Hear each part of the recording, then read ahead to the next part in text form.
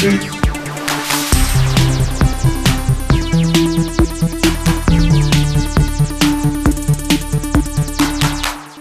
everyone, welcome to GameFace, episode 301. We got over the hump of 300 last week with a big, gigantic blowout. In fact, I think it was the longest episode of GameFace we have ever done, and that's saying something. But we are back. It is Tuesday at 1 p.m. Pacific, 4 p.m. Eastern, which means we're ready to stream the next episode of GameFace live on Twitch. Alongside me to do that is Matthew. Kyle, what's up, Matt? Oh, nothing. Nothing. Holy moly. Just nothing. Nothing. Wow. This is, I was talking to Matt before we went live, and I believe this is the worst year I can remember for game releases ever. This is the first time I can remember the summer drought starting in April, that's for sure. It is definitely the first time this has ever happened since we launched GameFace. Yeah. I am desperate for July 29th at this point for Xenoblade. Yeah. Like, it's the only thing. The last Xenoblade came and yeah. we were like, okay, that's cool. That's an extra game to talk about. Now it's like this grail that we're like. Yeah, it's like the Xenoblade special.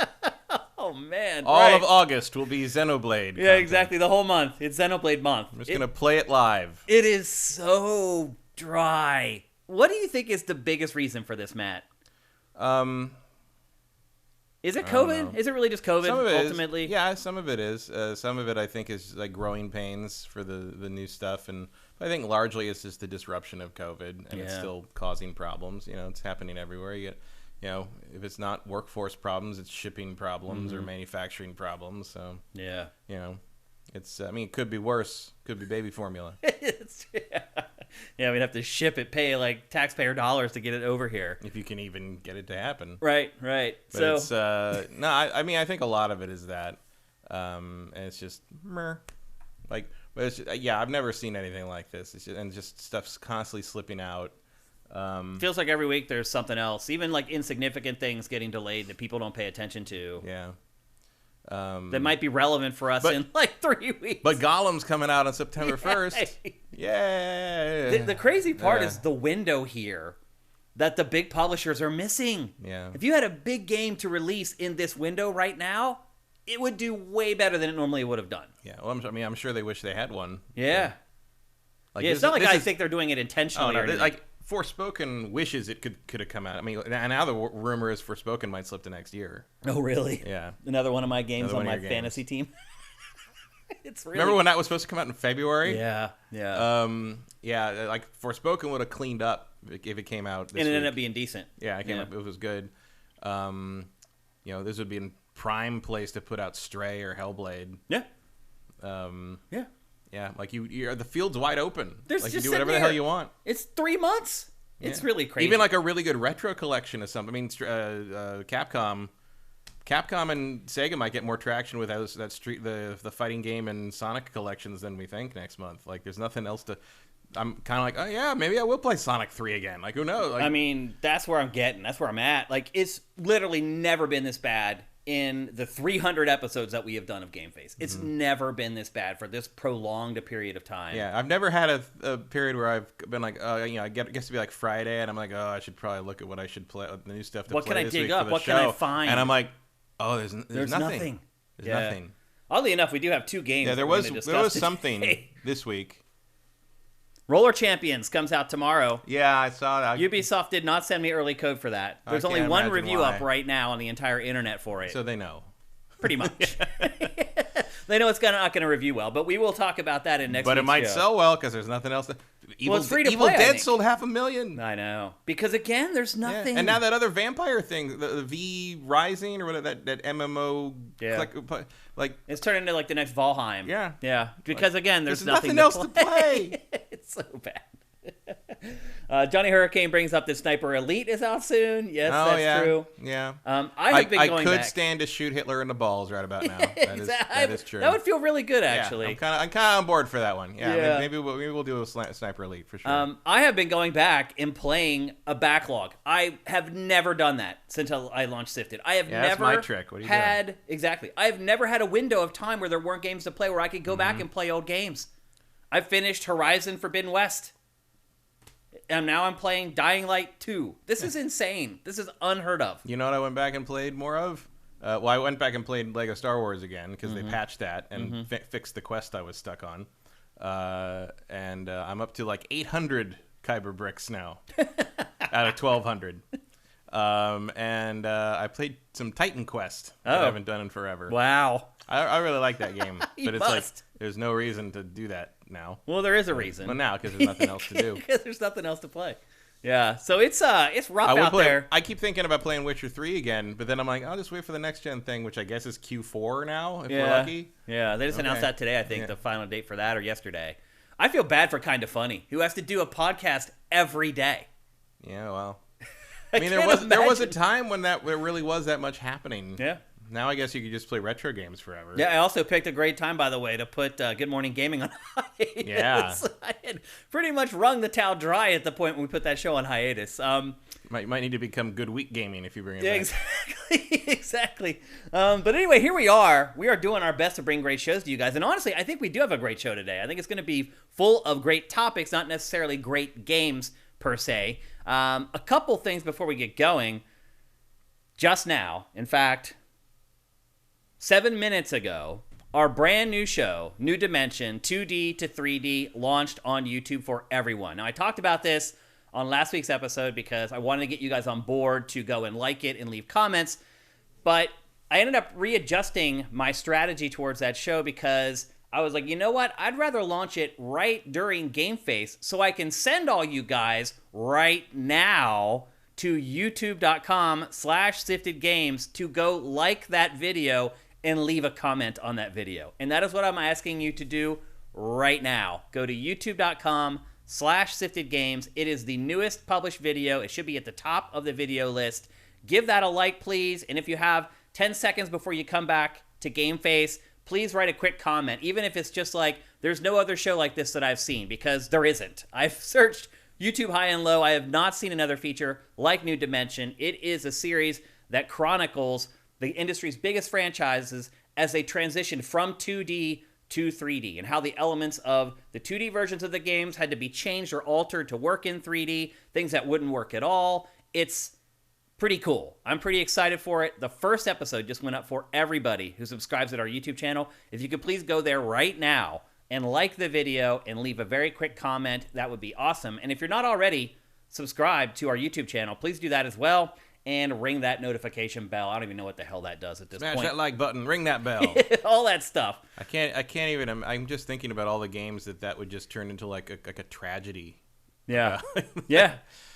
Mortal Kombat. A lot of them have not gone well. No. But there's a well that is very deep. Oh, yeah. So the series can go on forever. And we're only doing the other reason I waited to launch the show live on GameFace today is because the second episode is already deep into production, and I didn't want there to be a huge gap on our YouTube channel from when the first episode airs and the second episode goes live, because I want there to be some momentum. So it won't be a full month until the second episode appears on YouTube, and the second episode, as I said, is in full production, will be appearing for our patrons and subscribers very soon. So just try to keep the momentum going with that show, and so I decided to stagger things and reschedule, and I think that's probably for the best what I've done. Yeah. Retrospect, like historical stuff like that is popular right now. I didn't watch, but it was on while I was doing other things, a 5-hour documentary video about every Lord of the Rings video game ever made. Wow. And like there's points in that video where that man is hurting. Yeah. Like it's a lot of work to do stuff like that. It is. Well, also they're bad games. Like there's so many bad games. Right. And at the very beginning, he's like, I'm not covering the mobile shit, and I'm not playing the MMO. Everything else we're gonna do. Here we go. But anyway, features are they're a lot of work, but they're evergreen. So GameFace, we do an episode of GameFace. 3 weeks later, it's hard to convince someone to watch that episode of GameFace. But everybody can always watch something about how Bubsy 3D sucked. That's true. But anyway, this is a big shift of focus for us. We've never really done a series like this at Sifted because it is such a huge time commitment. I had to convince Vincent to do it. I've been trying to get him to do a show like this for years. But he finally was like, okay, I'm willing to do it now, when we saw Game Pass or Fail go away. So anyway, again, head to youtube.com/siftedgames and give the episode a like and a comment if you can. It will make a big difference for the show. I really feel like this might be something that could finally hit big for Sifted, so I'd appreciate all your help. And this is GameFace. We are supported 100% by our generous patrons at patreon.com/sifted. If you're listening to this show on any of the podcast services or you're watching it 4 days delayed on YouTube, we'd appreciate it if you could head to patreon.com/sifted and check it out and see if you can help us out in some way with a pledge. We'd really appreciate it. That's really how the site and all our content are going to survive and thrive, is by getting those Patreon pledges. And if you don't have any money and can't pledge, we also can help us for free if you're an Amazon Prime member using Twitch Prime, and descriptions and instructions on how to do that are down below in the description on YouTube. And with that, I think we're ready to kick off the dang show. You guys should be back by now from heading over to YouTube and liking all the stuff we'd asked you to go like. We're going to kick things off with... Oh, you're right, Matt. In fact, we have something very important to do first. We have a sponsor for the next month, and here is their ad. A once-in-a-lifetime property is now available in northwest Montana, featuring 92 acres of gorgeous wilderness, approximately 1 mile along the Blue Ribbon, trout-rated Kootenai River, and an eye-popping view of the Cabernet Mountain Wilderness area. This is truly an outdoorsman's paradise. You can use the restored and remodeled barn with living quarters as a year-round home, vacation cabin, fishing retreat, horse ranch, or cattle ranch. Contact Doug DeShazer today for additional pictures, information, and an opportunity to view this very special piece of Montana. And with interest rates starting to rise, now is the time to pull the trigger on a home or property. Even if you're not able to relocate to Montana, worry not, Sifters. Doug DeShazer has facilitated home and land sales in California, Texas, Oregon, Washington, and many other states. He can find you the perfect real estate agent for the job, no matter where you live in the U.S. Feel free to contact Doug with any questions regarding real estate at deshazermt@gmail.com or give him a call at 406-291-1643. That's 406-291-1643. Big thanks to DeShazer Ryan Realty, really showing up in our time of need. We needed a sponsor now more than ever. And I really appreciate them showing up and offering to sponsor GameFace for the next month or so. It makes a big difference for us. And now... I'm going to buy that place just to turn it into a bar so someone can have a bar fight and swing from that chandelier. Yeah. The wagon wheel chandelier demands a cowboy hanging from it. It definitely does. So anyway, thanks again to DeShazer Ryan Realty for sponsoring GameFace. And now we're ready for the real thing. We're ready for the show. We're going to talk first about yet another, and this is something that if you had told me this 2 years ago, Matt, I never would have dreamed that this would even be a possibility. But I brought this up several times. You have we've mentioned it a couple times. In fact, we just talked about EA last episode. Yep. And right on cue, like the next day, we start to hear rumors. The cat came back. Yeah, that EA is up on the block for... Or they'd like to be. And have been wanting to be since before even the Activision deal happened. Yep. For either a sale or a merger with another company. Mergers seem a little more complicated, and also... Also, why would you want to give EA any control of your... Like, why would that be? There's no possible way you'd want EA to be an equal in terms of this merger thing. Yeah. Like, they're not bringing enough to the table to be that. Which is just crazy. It's insane what's happened to EA. I mean, what they're bringing to the table is their back catalog. Yeah. Frankly, because if this happens, you're talking about a complete, like, unless the license agreements are very strange, every licensee gets to basically reevaluate the deal.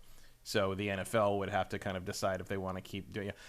This could be the only way we ever get competition among NFL video games again. Yeah, that's true. Frankly. Or any sports game for that matter. Yeah. I mean, we're already probably going to see it with FIFA. Yeah, well, FIFA already decided to make their own games. So. And I wouldn't be surprised if Take-Two swoops in and scoops up that FIFA IP, that license. Well, FIFA isn't offering it. Oh, really? FIFA's making their own video games now. Oh, Lord. They're going to open do their own stuff. A mistake. Yes. But MLB tried to do that. I mean, that's what they said when that news was reported, that FIFA's going to do their own thing. Oh, I missed that somehow. Yeah. What a terrible decision that is. Now, who knows if they'll get to the point where they actually open a dev studio or something. At some point, someone may be like, oh, this is way harder than we thought. Yeah. And they'll just go to Take-Two. But, like, No, from what I understood, like the original, the idea is to have FIFA have a basically game dev wing. Yeah. Another thing Maybe that is, FIFA I believe should buy is EA. going to maybe a deal breaker for a lot of people who may be interested in merging with EA is that EA is pushing for its CEO, Andrew Wilson, to have control over the merged companies. And it's like, wait a minute. It's nice to have dreams. I Yeah, guess. like, no. Like the only instance of that I can recall in recent memory is Lucasfilm.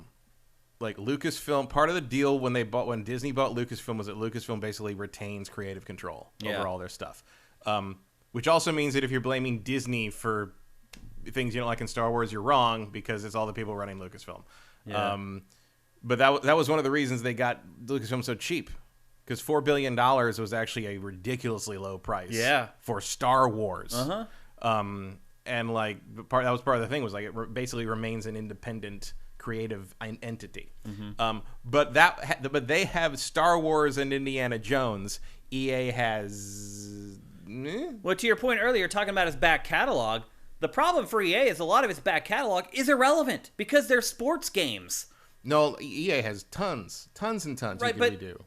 But they're so old, Matt. It doesn't matter. You can take a bunch of those things and turn them into something. You can remake them and I mean, I'm not saying re-release them. I'm saying like if you think there's no market for a Wing Commander game right now, you're out of your mind. Like, I mean, there is one. I don't think it's gigantic. Like, it's bigger than you think it is. Yeah, it's bigger. It's certainly bigger than EA thinks it is. Yeah, and there's tons of stuff in there. Like a high quality Wasteland game, and Command and Conquer, the Strike games.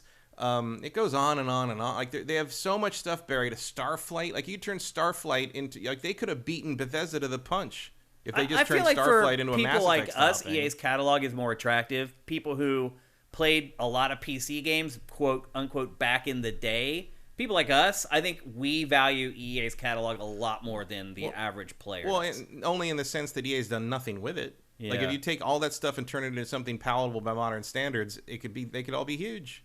Like you're talking about, anything can be a hit. I mean, look, if the game is good, it's good. 10 years ago, no one knew what the hell Vibranium was, but now all that stuff is huge. I mean, look, a good game is a good game. It's going to sell if they market it right and they get the word out there. I'm talking about like how much intrinsic value is there in that back catalog of EA, and I just don't think that there's all that much. And because it's made in terms so of many sports games, all those sports franchises are worthless. Like they have no value. In terms of like, setting a purchase price, yes.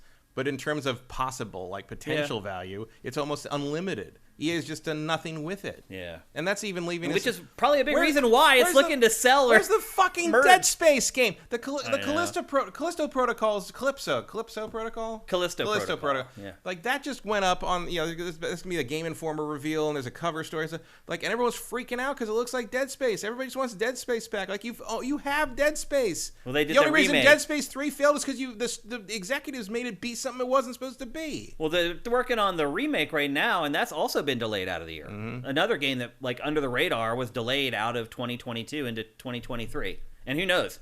We do want to give credit to the person who broke this story, because that's what we do here on GameFace. Dylan Byers at Puck was the reporter who broke a lot of this stuff. And just to give you guys the nuts and bolts, because Matt and I, we have a tendency to kind of fly off on tangents when we first start discussing something. Recently, EA pursued a merger. This is according to, again, Dylan Byers. Pursued a merger with NBC Universal and also held potential acquisition talks with Disney, Apple, and Amazon, among other companies. EA's been persistent in pursuing a sale and has only grown more emboldened in the wake of the Microsoft Activision deal. Others say that EA is primarily interested in a merger arrangement that would allow Wilson to remain as CEO of the combined company. Wilson reportedly approached Disney just in March to change their relationship in some significant way. Apparently, the deal with NBC Universal was the one that got the furthest along. Again, according to Byers, Comcast CEO Brian Roberts was looking to spin off the entertainment conglomerate into a separate entity with EA, with one version of the deal leaving current EA CEO Andrew Wilson in charge of the new mega business. Negotiations eventually fell apart over the price, though. Here's the official statement from EA that I believe Kotaku got. We are proud to be operating from a position of strength and growth. With a portfolio of amazing games built around powerful IP made by incredibly talented teams and a network of more than 500 million players, we see a very bright future ahead. Matt, end quote. Bright futures don't usually have people going around trying to sell themselves. Exactly. So. I mean, I would argue that of everything he just listed there, the thing that has the most value is the 500 million people. Yeah. On their list. Yeah. Like they have 500 million email addresses, basically, is what it comes down to. That is probably the most value of everything that they just listed there. Bold to go to Disney and be like, "Hey, look at how we performed for you on Star Wars.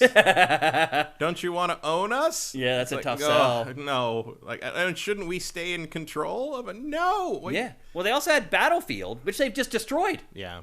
The timing couldn't be worse. Right now, here's the thing, Matt. Right now, the value of EA is at rock bottom. Yeah. It could not be lower. It's big. What would have been its biggest IP, Battlefield, is completely in the toilet. Mm-hmm. They lost the Star Wars license. It doesn't have an exclusive after next year, I think it is. Yeah. What does it have? Respawn. I mean, really, Respawn, that's what we mentioned last week. Respawn's pulling the cart for EA, and it just acquired Respawn 6-7 years ago? Less than that. Less than that, maybe. And it came in. Yeah, because they started Fallen Order before they were purchased. Yeah. Which is one reason they didn't have to use Frostbite. Right. Yeah.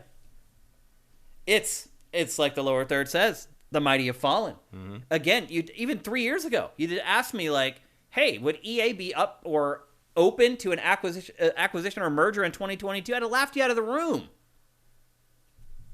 It's crazy. As Motoko, as the Major said in Ghost in the Shell, overspecialize and you breed in weakness. Yeah. They've got 3 games at this point. Franchises, yeah. They've got Madden, and they don't even have FIFA anymore. They have Battlefield, and they're waiting to see if BioWare can get another hit. They don't even have control over the remake of KOTOR. Right. Yeah.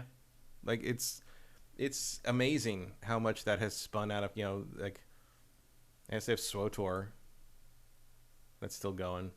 And they have Respawn's keeping the lights on with Apex Legends. I mean, it's really just pulling the whole cart, Apex Legends, because that game just prints money basically. Dragon Age 4 is who knows, well over a year out. Yeah, at best. I mean, look, people are talking about Mass Effect 4 like it's something we need to worry about right now. I mean, they've murdered Mass Effect as well with Andromeda. I mean, that IP doesn't have the cachet that it had. No, the excitement over a new Mass Effect is imagine if Andromeda had never happened or if it would have been called something else. Right. Now we were waiting for a new Mass Effect, people would be losing their minds. Yeah. But instead it's instead there's trepidation. Well, same with Dragon Age. All the Dragon Age fans. I know some real hardcore Dragon Age fans, and they're all like, hope it's good. There's just no confidence left. Yeah. I have hardly any confidence in EA. Hardly none. And it's the deal with the NBC Universal fell apart. Over price, what was going on there. EA was asking for too much money. Yeah. And NBC's are you crazy? This isn't 1999 anymore. When you were a real publisher that published a lot of games.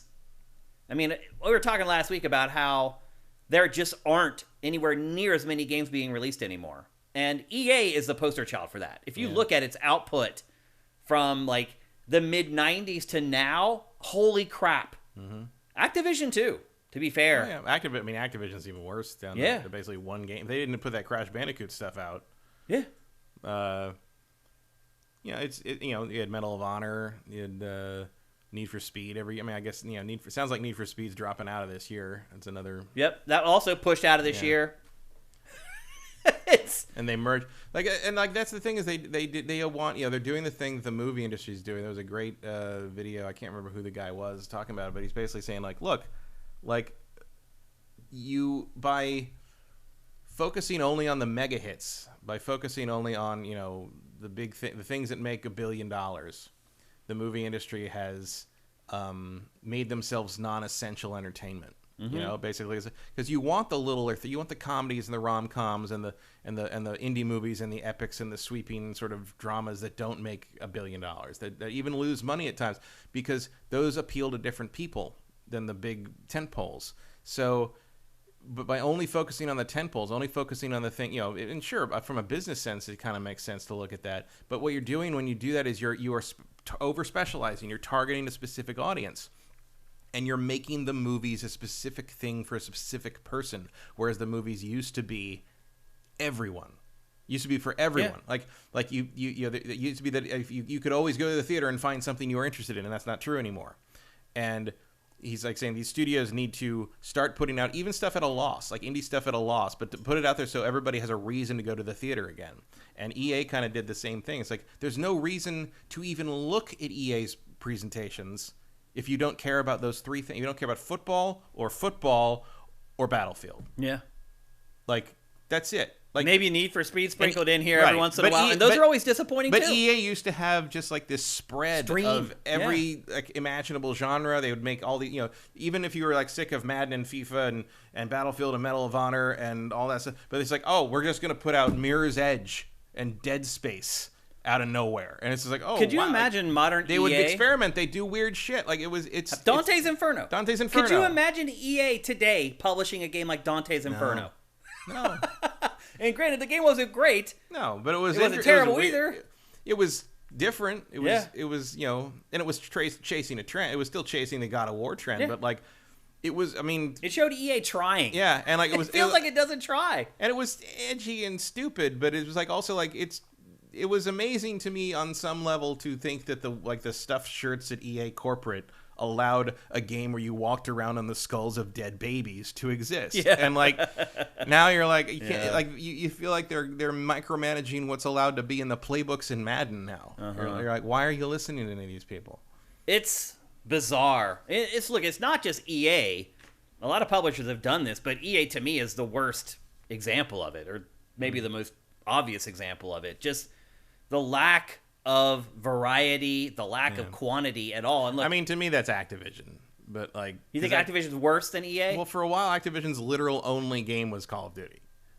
There are a couple of years there where I think that's the only thing they put out. That may be true, actually. Unless you're talking about like ongoing Blizzard stuff. Yeah, there's like Sekiro, and then they do Crash stuff here and there. They do the Crash trilogy, but like beyond that, I can't think. You know, you're right, actually. Before that, you're basically going back to the Transformers games before High Moon got folded into the sweatshop for Call of Duty maps. And then you had, obviously you had the Tony Hawk games for a long time that were coming out every year, and they're gone now. I mean, that's how stagnant Activision got. Was like a new Tony Hawk game was like a breath of fresh air from them. Remember when we couldn't even bear to think about playing another Tony Hawk game. Yeah, and there was Guitar Hero. I mean, it used to have a bunch of franchises that came out every year. Yeah. And I don't think that was the right tactic either, but they went from one extreme to the other. They have not found the middle ground, the happy medium.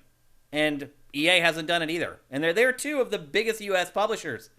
Yeah, when you think about how many people work for EA and how little output there is. Because Matt, really you astounding. And I, if you've worked in the industry, you have been to countless EA campuses, development studios. They're everywhere, and they're gigantic. Yep. They have a huge headquarters in San Francisco. They have a huge headquarters in LA, just 300 miles away.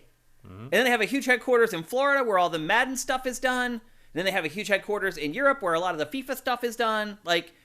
And this is their output. It's really crazy that they can afford to pay all those people year-round, year after year, without releasing anything. Yeah, like they lean pretty hard on the EA Partners thing for kind of like little things, like Unraveled and all that kind of stuff. Yeah, but like none of that stuff sells very well. No.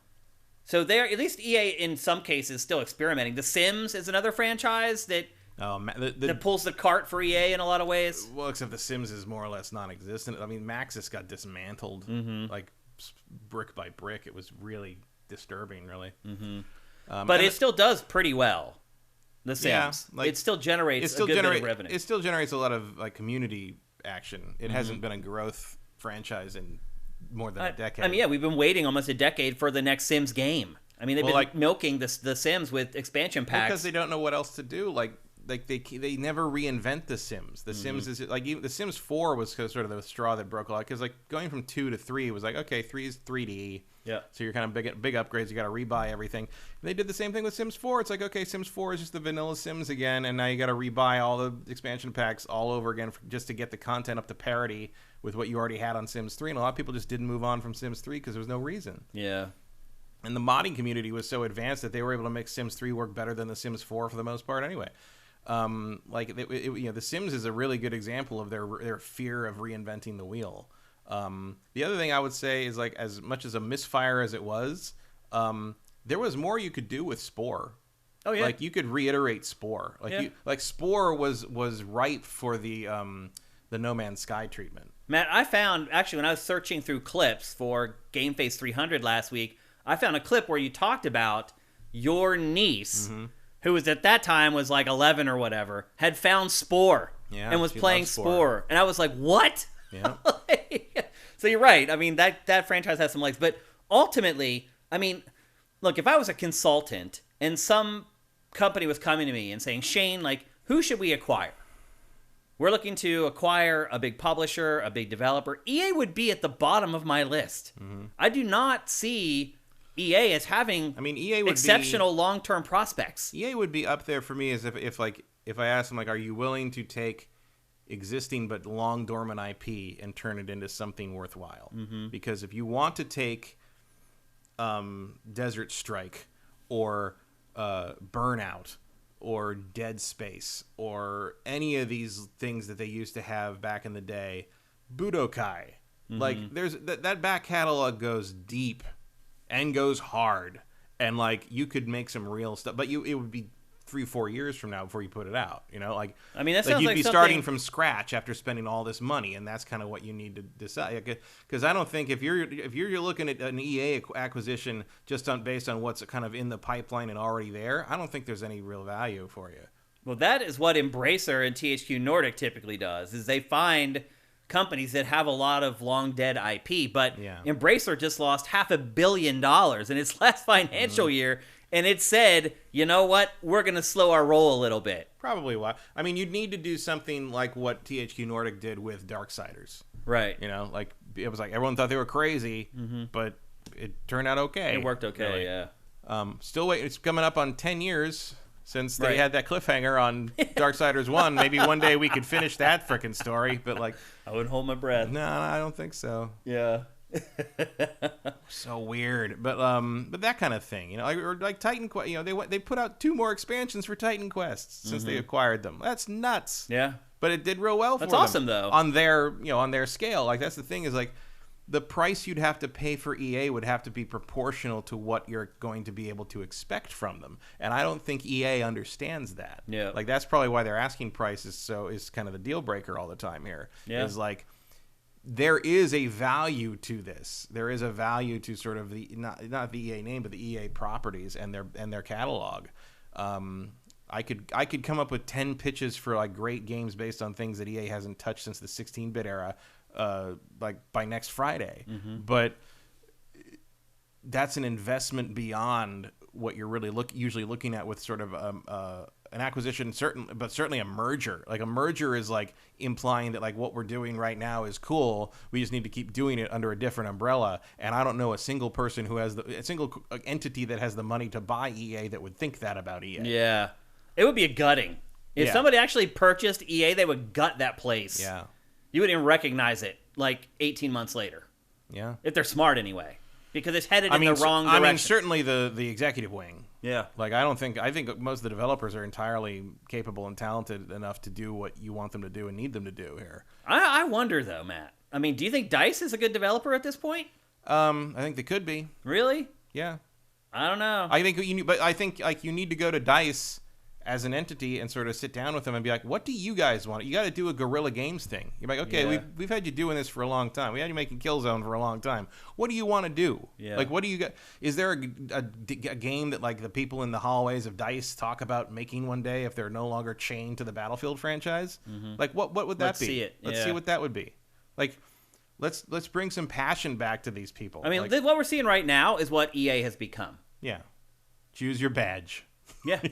I mean, this is it, though. I mean, Ultimate Team. Yeah. Between Apex Legends and Ultimate Team on Madden and FIFA, that is what pays all EA's bills. Basically the Magic the Gathering model for video games. How odd is that?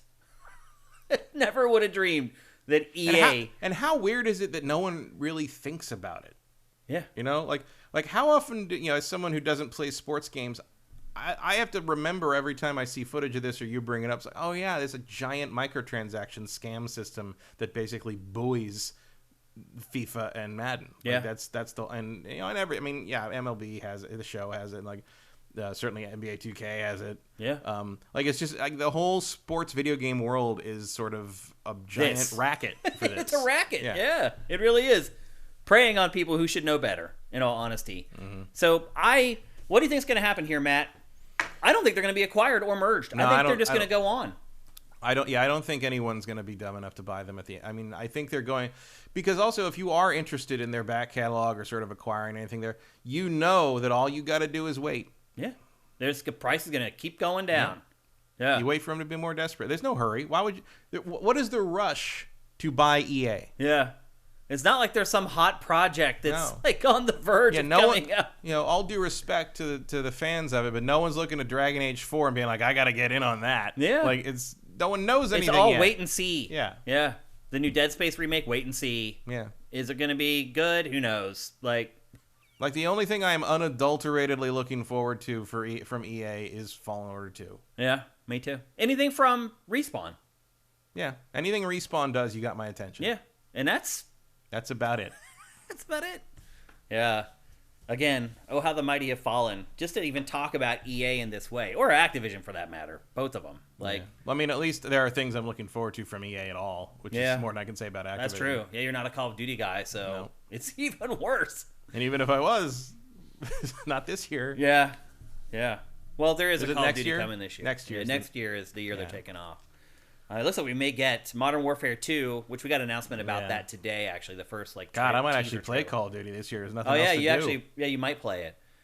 We may get that and the new Warzone this same year, and then have nothing next year. Yeah. They should have.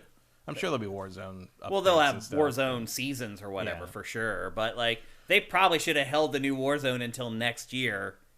So that they have something new to release. They seem to be treating those as two very separate IPs. They do, yeah. Which is why I feel like they should have waited and had something Call of Duty related to I think they think it's more important to keep the Warzone momentum going. It's possible. Because that also is turning into a cash cow for Activision. Because releasing Call of Duty is not going to help or impact Warzone, really. Yeah. So you might as well just keep that rolling. It just feels like it's going to be out of sight, out of mind for a long time. I think at this point they've just settled into what their playable playing community, and it's time to milk them. Yeah, it's sad, but I don't expect any big news. I don't think like in 2 weeks we're going to get this announcement that like EA was purchased by PlayStation or anything like that. Like, this is going to drag on. But look, they've staked a claim. They're out there now saying, "Look, we're listening." So I would expect the chatter to pick up at the very least now that they've gone so public about it. Although I'm guessing every major publisher, every major media company knew that EA was out shopping itself already. Mm-hmm. So I don't know if that's going to change much either. So it's I mean, changing landscape. Odds are this was leaked by EA themselves. Yeah. Be like, who wants a piece of us, kind of things, and it's like, that's cool. Well, it's funny that like wait until you're a little more desperate. Thank you. Well, right. It's funny that the story leaked out and an acquisition hasn't happened. No, nobody wants that. It's sad. I mean, if I mean that statement you read, like the fact that they seem to, even if it's just rhetoric, that they seem to think they're negotiating from a position of power is like, well, then why are you selling yourself? Yeah. Like it's just delusional. It is delusional. So yeah, it might just be PR speak, but it still comes off as ridiculous. So I'm sure that anyone with interest or money to acquire this company basically be like, we wait a couple years, they'll let them have a few more bombs. Let Dragon Age 4 come out. Let them have to make that choice about BioWare. Yeah, see what that does to their value. That's true.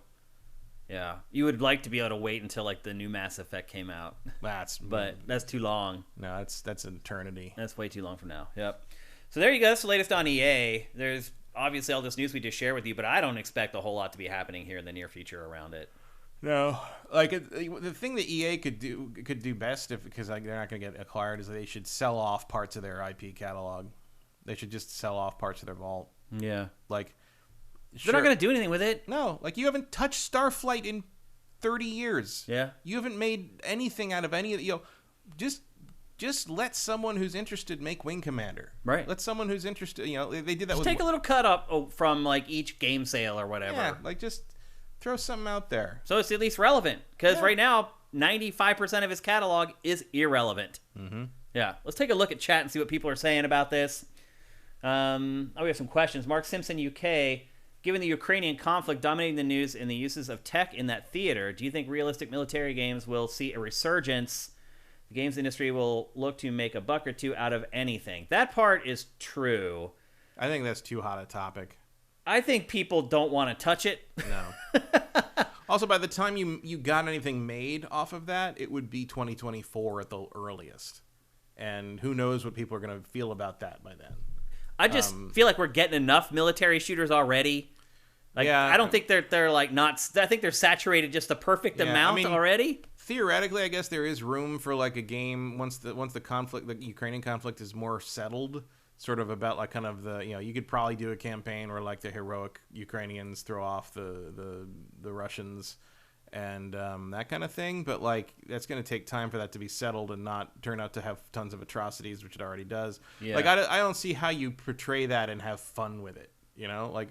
Like it was hard enough. The Middle Eastern conflict stuff that Call of Duty used to do in the Modern Warfare stuff could work more or less because you could sort of Tom Clancy it and no one really cared. Like that's the thing is like no one really cared about what was happening there or the people it was happening to. Mm-hmm. Like it's a horrible thing to say, but it's true. Like no one the human cost on the ground of the wars in Afghanistan and Iraq and all that was not really something that Westerners thought about too much. Yeah. And in this case, what's happening to people on the ground in Ukraine is sort of the focus of a lot of the coverage. So I don't think you can. It's like it would be like making a whole game out of no Russian. Mm-hmm. Like it's just like I don't see how you win. You have to dance around so much to that.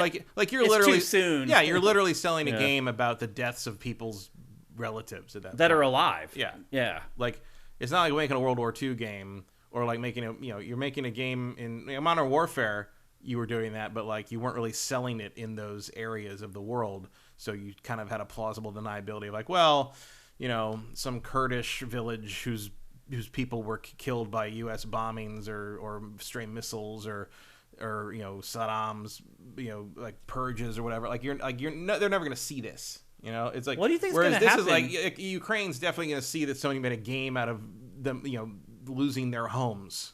It's not a thing that anyone's going to want to touch. Well, too, it's like no Russian is in Modern Warfare 2. Mm-hmm. That's coming out here in the next few months. Yeah. You think they're going to cut it out of the game? No. How do you think they'll just leave it the way it was? It'll just be the same thing where you can skip it if you want. Yeah. Okay. I don't think that the war in Ukraine will have a lot of effect on games. If anything, I kind of agree with Matt. I think it may cause developers to dial it back. Yeah, I think you're going to see more historical stuff. And I think you're getting to the point where, like, someone's going to figure out how to do Vietnam.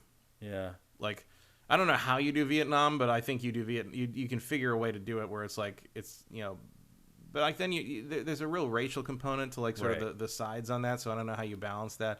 Like it really is getting to the point where maybe you just got to do like future stuff that hasn't happened yet. Yeah, or just fight Russians. Yeah, I mean that's sort of safe. Yeah, the whole world will enjoy that. Yeah, I think you need to get to a point where get back to our safe enemies, which are zombies, aliens, and Nazis. Yeah. Although I guess the Nazis are going to be upset about that at this point, huh?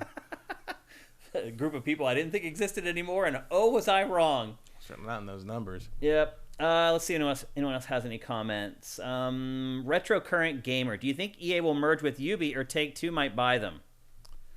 No, Ubi isn't in a position to do that. Well, Take-Two, it's trying to get into sports games, and so there's a little bit of synergy there, but I think I think the price is just going to be too high. Yeah, I mean, well, also because you don't get the sports games if you do that, right? Like the NFL could take their license and walk. Still, you get the studios that made the sports games, though. But like, what good does that do you if it's not an NFL game? Yeah. Well, I mean, you would own Tiburon at that point, and you'd have the studio to make a great NFL game, but at the same time, Take-Two had the studio to make a great NFL game already. Well, I don't know if a lot of the people are still there. No, but they had one, and they gave up when they lost the license. So I don't think that's in the cards. Yeah. I just think that they're asking too much, honestly.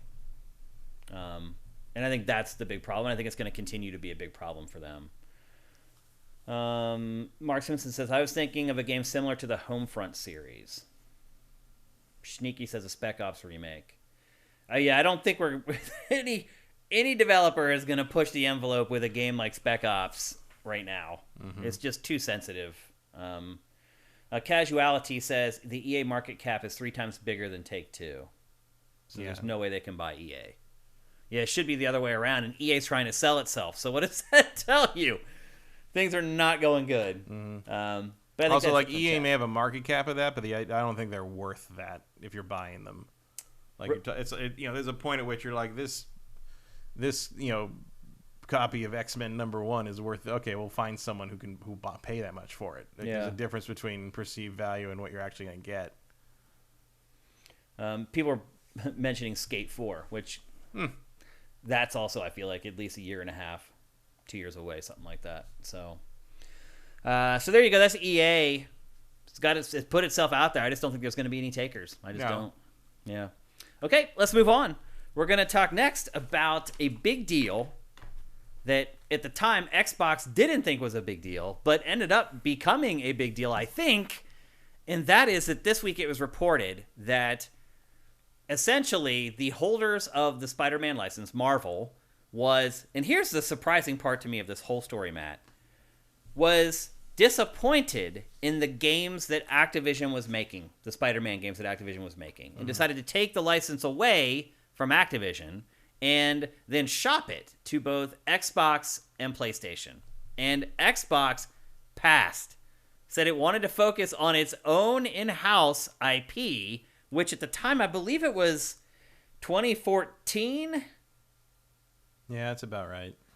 Around 2014. This was when Microsoft was mired in the either you play Forza, Gears, or Halo, or you're playing nothing on our platforms. Well, they weren't quite there yet. They were about to enter that world. I mean, they were, really. Sorta. Like, I don't think they'd recognize it as a problem yet. I think we had. I think if you go back and watch GameFace from 2015, we were talking about it back then. A little bit.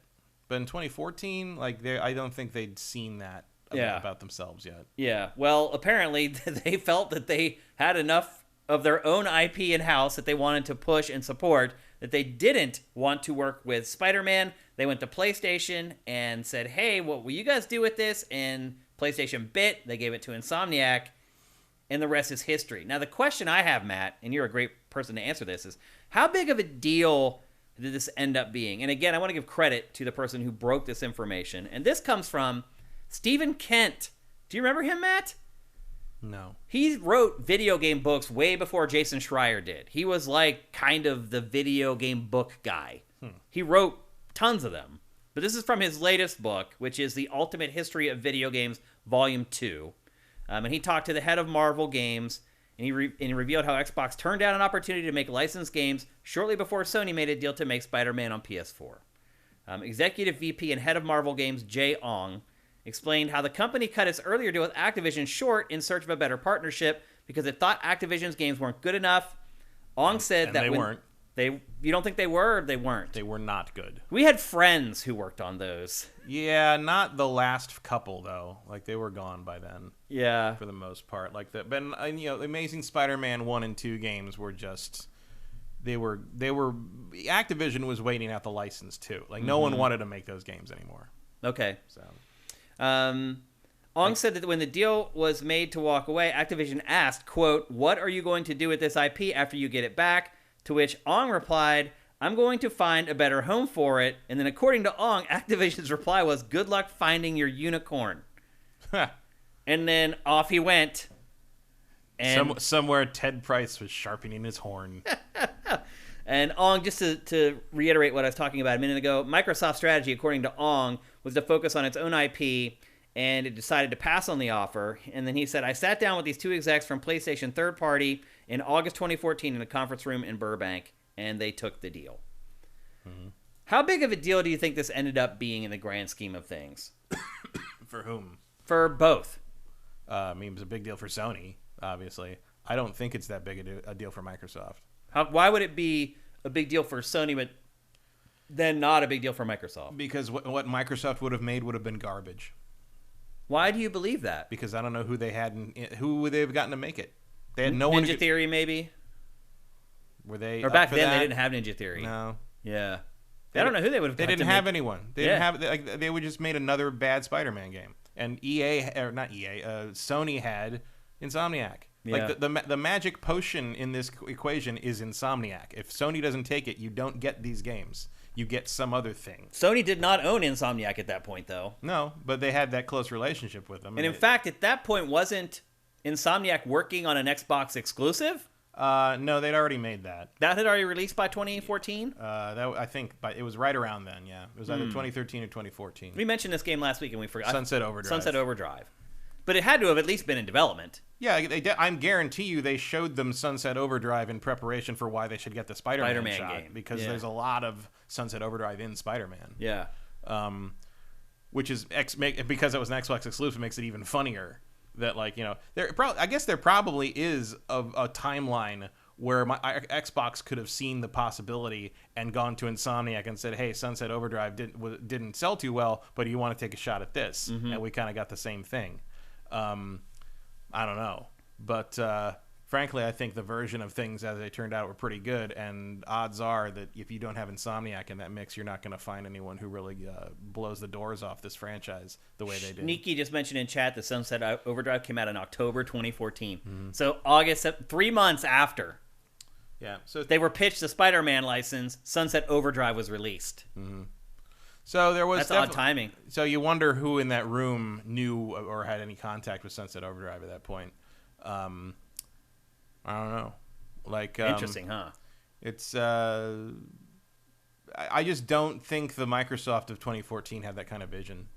I have a hard time seeing a scenario back then with the people who were, you know, we were talking about the Microsoft that, like, decided to make the Xbox One basically a set-top box and de-emphasize all the video game elements and dismantle their second-party network. That they are still, you know, they're still in the process of rebuilding from the choices that were made 10 years ago. Right.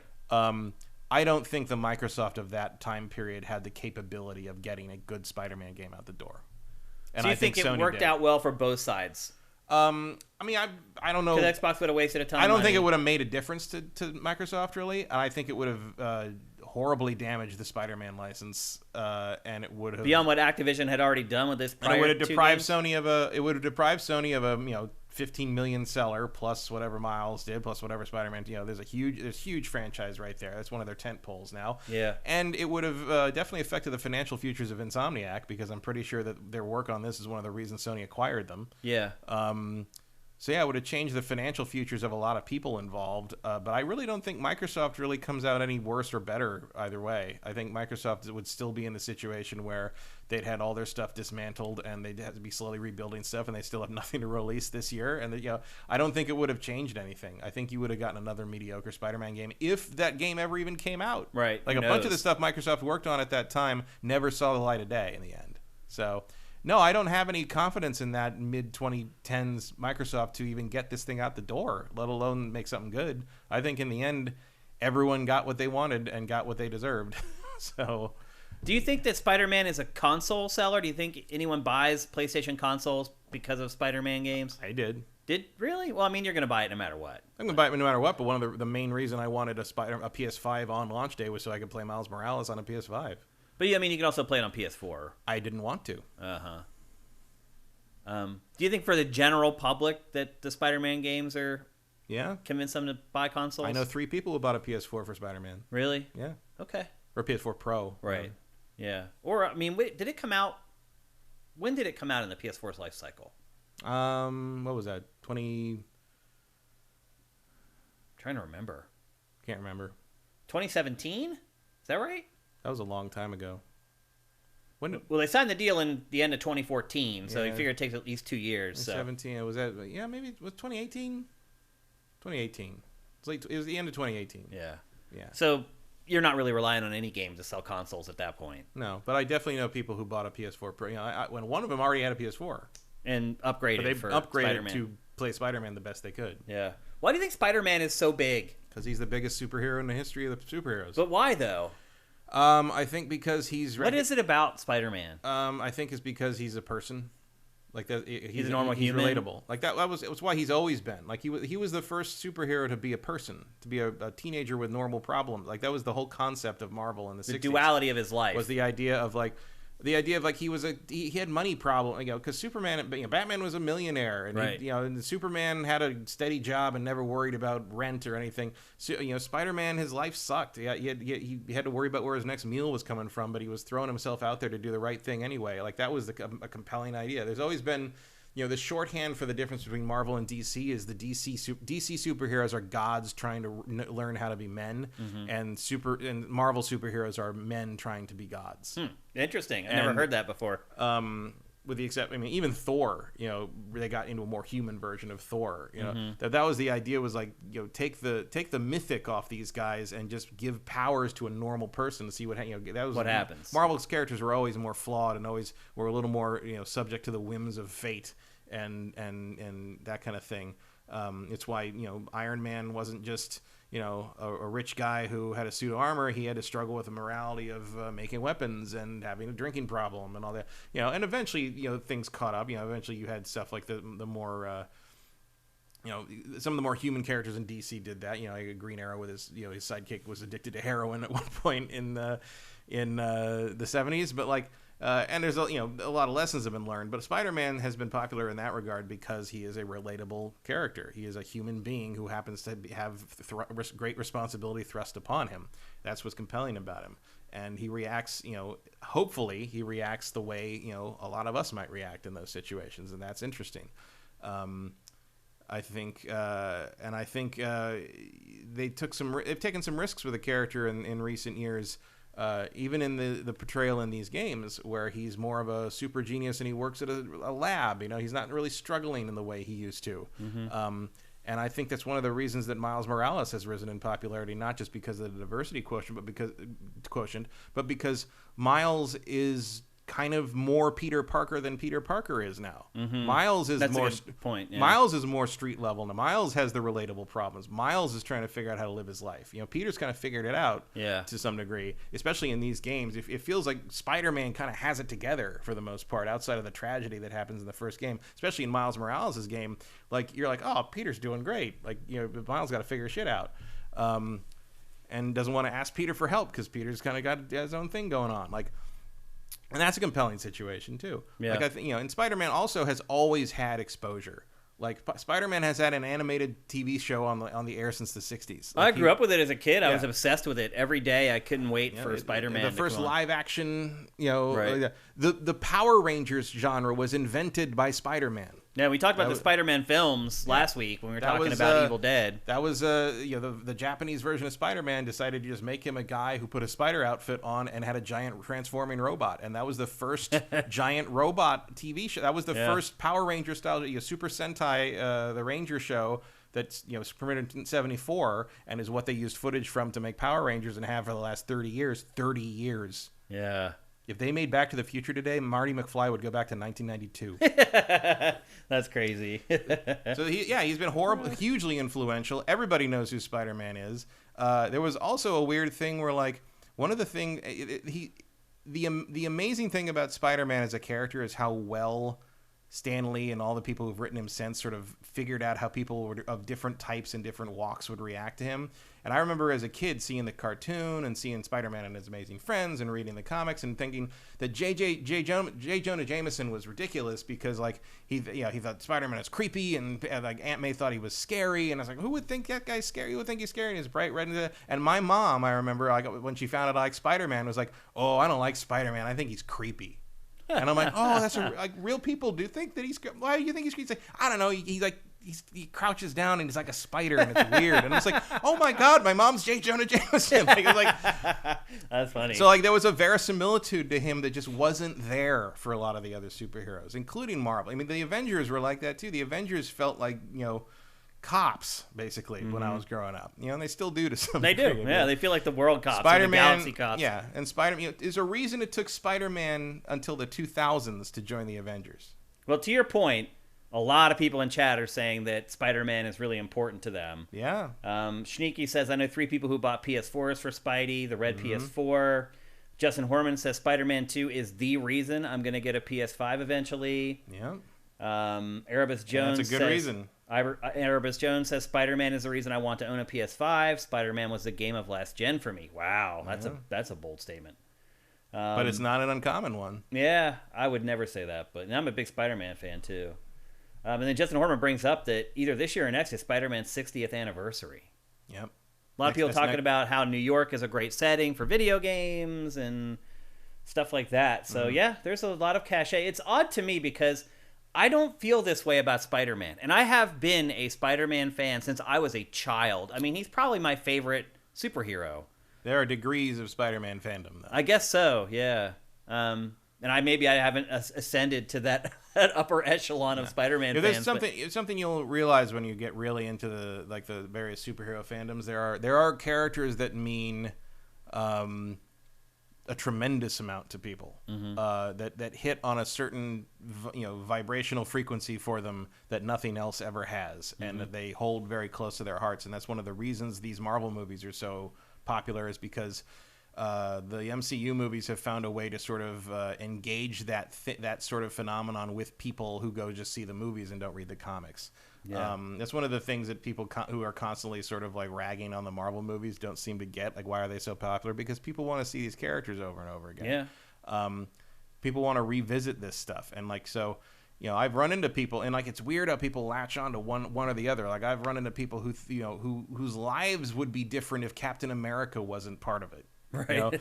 And like you could be anything. Like there's people who think Daredevil, who use Daredevil as a touchstone for their lives. And I'm like, I can't imagine caring about Daredevil to that degree. Yeah. Daredevil was to me growing up. Daredevil was basically like boring Spider-Man. Yeah. Like he was like the other guy. Well, I think the Netflix show helped a ton with that. I really liked the Netflix show. I didn't care about Daredevil that much. The Netflix show did not make me think Daredevil was any less boring. Really? I thought the first season was great. Second season was good start, good end. But like almost all Netflix shows, the middle was just a slog. They're making a new one, Yeah, they revived it, right? Not yet, but they're going to do a new Daredevil series that is actually part of the MCU. And I know the Netflix ones are supposed to be part of the MCU, but they really aren't. Most of the Netflix stuff that for Marvel, I would not assume that that's part of canon. No, I wouldn't think so. But again, I really did like the Daredevil series. I thought the first season was great. At its moments, I thought the Daredevil. It also came up with a actual interesting way to portray the Punisher. Yeah, which is unusual. Yeah, I was actually interested in what was going to happen with him, and then they decided casted as well. Then they he's coming back. So, but then they decided to just have the second half of the second season be about a very boring spin on how Elektra and the Hand works. See, that's the thing that I think is going to make it obvious that the new Daredevil stuff is not canon, that the Netflix stuff is not being ignored. Is I don't think there's any way that Feige is going to not want to do Elektra correctly. So, I think we'll see. I will say that I was not a huge fan of Charlie Cox in the role of Daredevil, but I really loved what he did in the 5 minutes he was in Spider-Man No Way Home. So I'm like, oh, maybe it was just the material. Like he already won me over more as Daredevil in that one scene than he had in all of season 1 of Daredevil. I have a question, actually. So I'm looking forward to that. But again, these characters mean a ton to people. Yeah. And Spider-Man is probably more than Spider-Man, Batman, Wonder Woman. Those are probably your holy trinity of characters that people like get tattoos of. I would think, I have a question for you, and you can probably answer this. How do they explain holy quadrilogy? Rather, there's 4 of those guys. I mentioned 4 people, not 3. Yeah. How do they explain the eyes on Spider-Man's suit emoting? Like changing for his facial expressions. In the context of like these games and like the MCU, they are computer controlled. They are reacting to his facial expression. In the comics, that just started to be a thing that artists did. Okay. They have never explained that. They haven't in the comics. Okay. Really. And sometimes some artists don't do that, but a lot of them do. But you just don't think about it. That's all. Like, I can't remember when that started. I think sometime in the late 70s, early 80s, where like he would squint with them to like show skepticism and stuff. I think that's just basically an artistic license thing. Okay. And then I think the movies basically started making it be the MCU movies have it be Iron Man tech. But it also can just the Daredevil movie, not Daredevil, Deadpool. The Deadpool movies, his eyes do that, but there's no explanation for it. They're just animated. Mm-hmm. That's okay. I just wondered if they'd ever explained it. It's just because usually they do explain stuff like that somehow. They tend to, but in the case of that is basically just it's better to be able to have him make facial expressions. Yeah, that's all. Obviously, yep. So anyway, there you go. That's the history of Spider-Man video games. I think they're in pretty safe hands now. What do you say, Matt? Yeah, I think I think we're good. Very, very not concerned about that one. Maybe the only superhero I'm not concerned about. Yeah, and then you do start to wonder, like, at what point does Insomniac burn out on making Spider-Man games, and does it? Well, that's kind of the attempt to kind of get out from underneath it a little bit. That's the kind of genius of it. Is like, I don't think you run out of Spider-Man stories. No, you won't. Like, you can, and like they got the template. You don't need to reinvent the wheel every time. Mm-hmm. At most, you could go to another location. Like at some point, that's the main thing with Spider-Man. I think at some point, New York's gonna get boring, and you're gonna have to like figure something else out. But the genius of it is like, you can still put New York in the game. Like, even a Spider-Man game where he ends up in another city or another planet or another dimension or whatever, like, you can still have New York there. See, that's what I think, and I don't know what, I think... And you've already built it, so... We've already built it, might as well throw it in. I think, I mean, obviously Spider-Man 2 seems like it's leaning on the Kraven Venom thing, and I imagine there's some Green Goblin in there somewhere, something going on there. But I think the obvious place to go for the third one is multiverse. And there, I mean, you could basically do Shattered Dimensions, but good. Do it right, yeah. You do noir. You basically reskin New York and a bunch of you have noir, and you could have 2099. You could have you could do an animated. How great would it be to have like these Spider-Man? This Peter and Miles end up in the 1960s Spider-Man, like cell shaded and all animated out with like bad animation. Oh, I would love that. That would be a lot of fun. Yeah, I think that's the thing. I think you rip the multiverse open for the third one and make that be like a potential big finale. And if someone and from there on, if I'm Insomniac, I'm like, okay, we can still make more of these, but we need some ideas worth doing.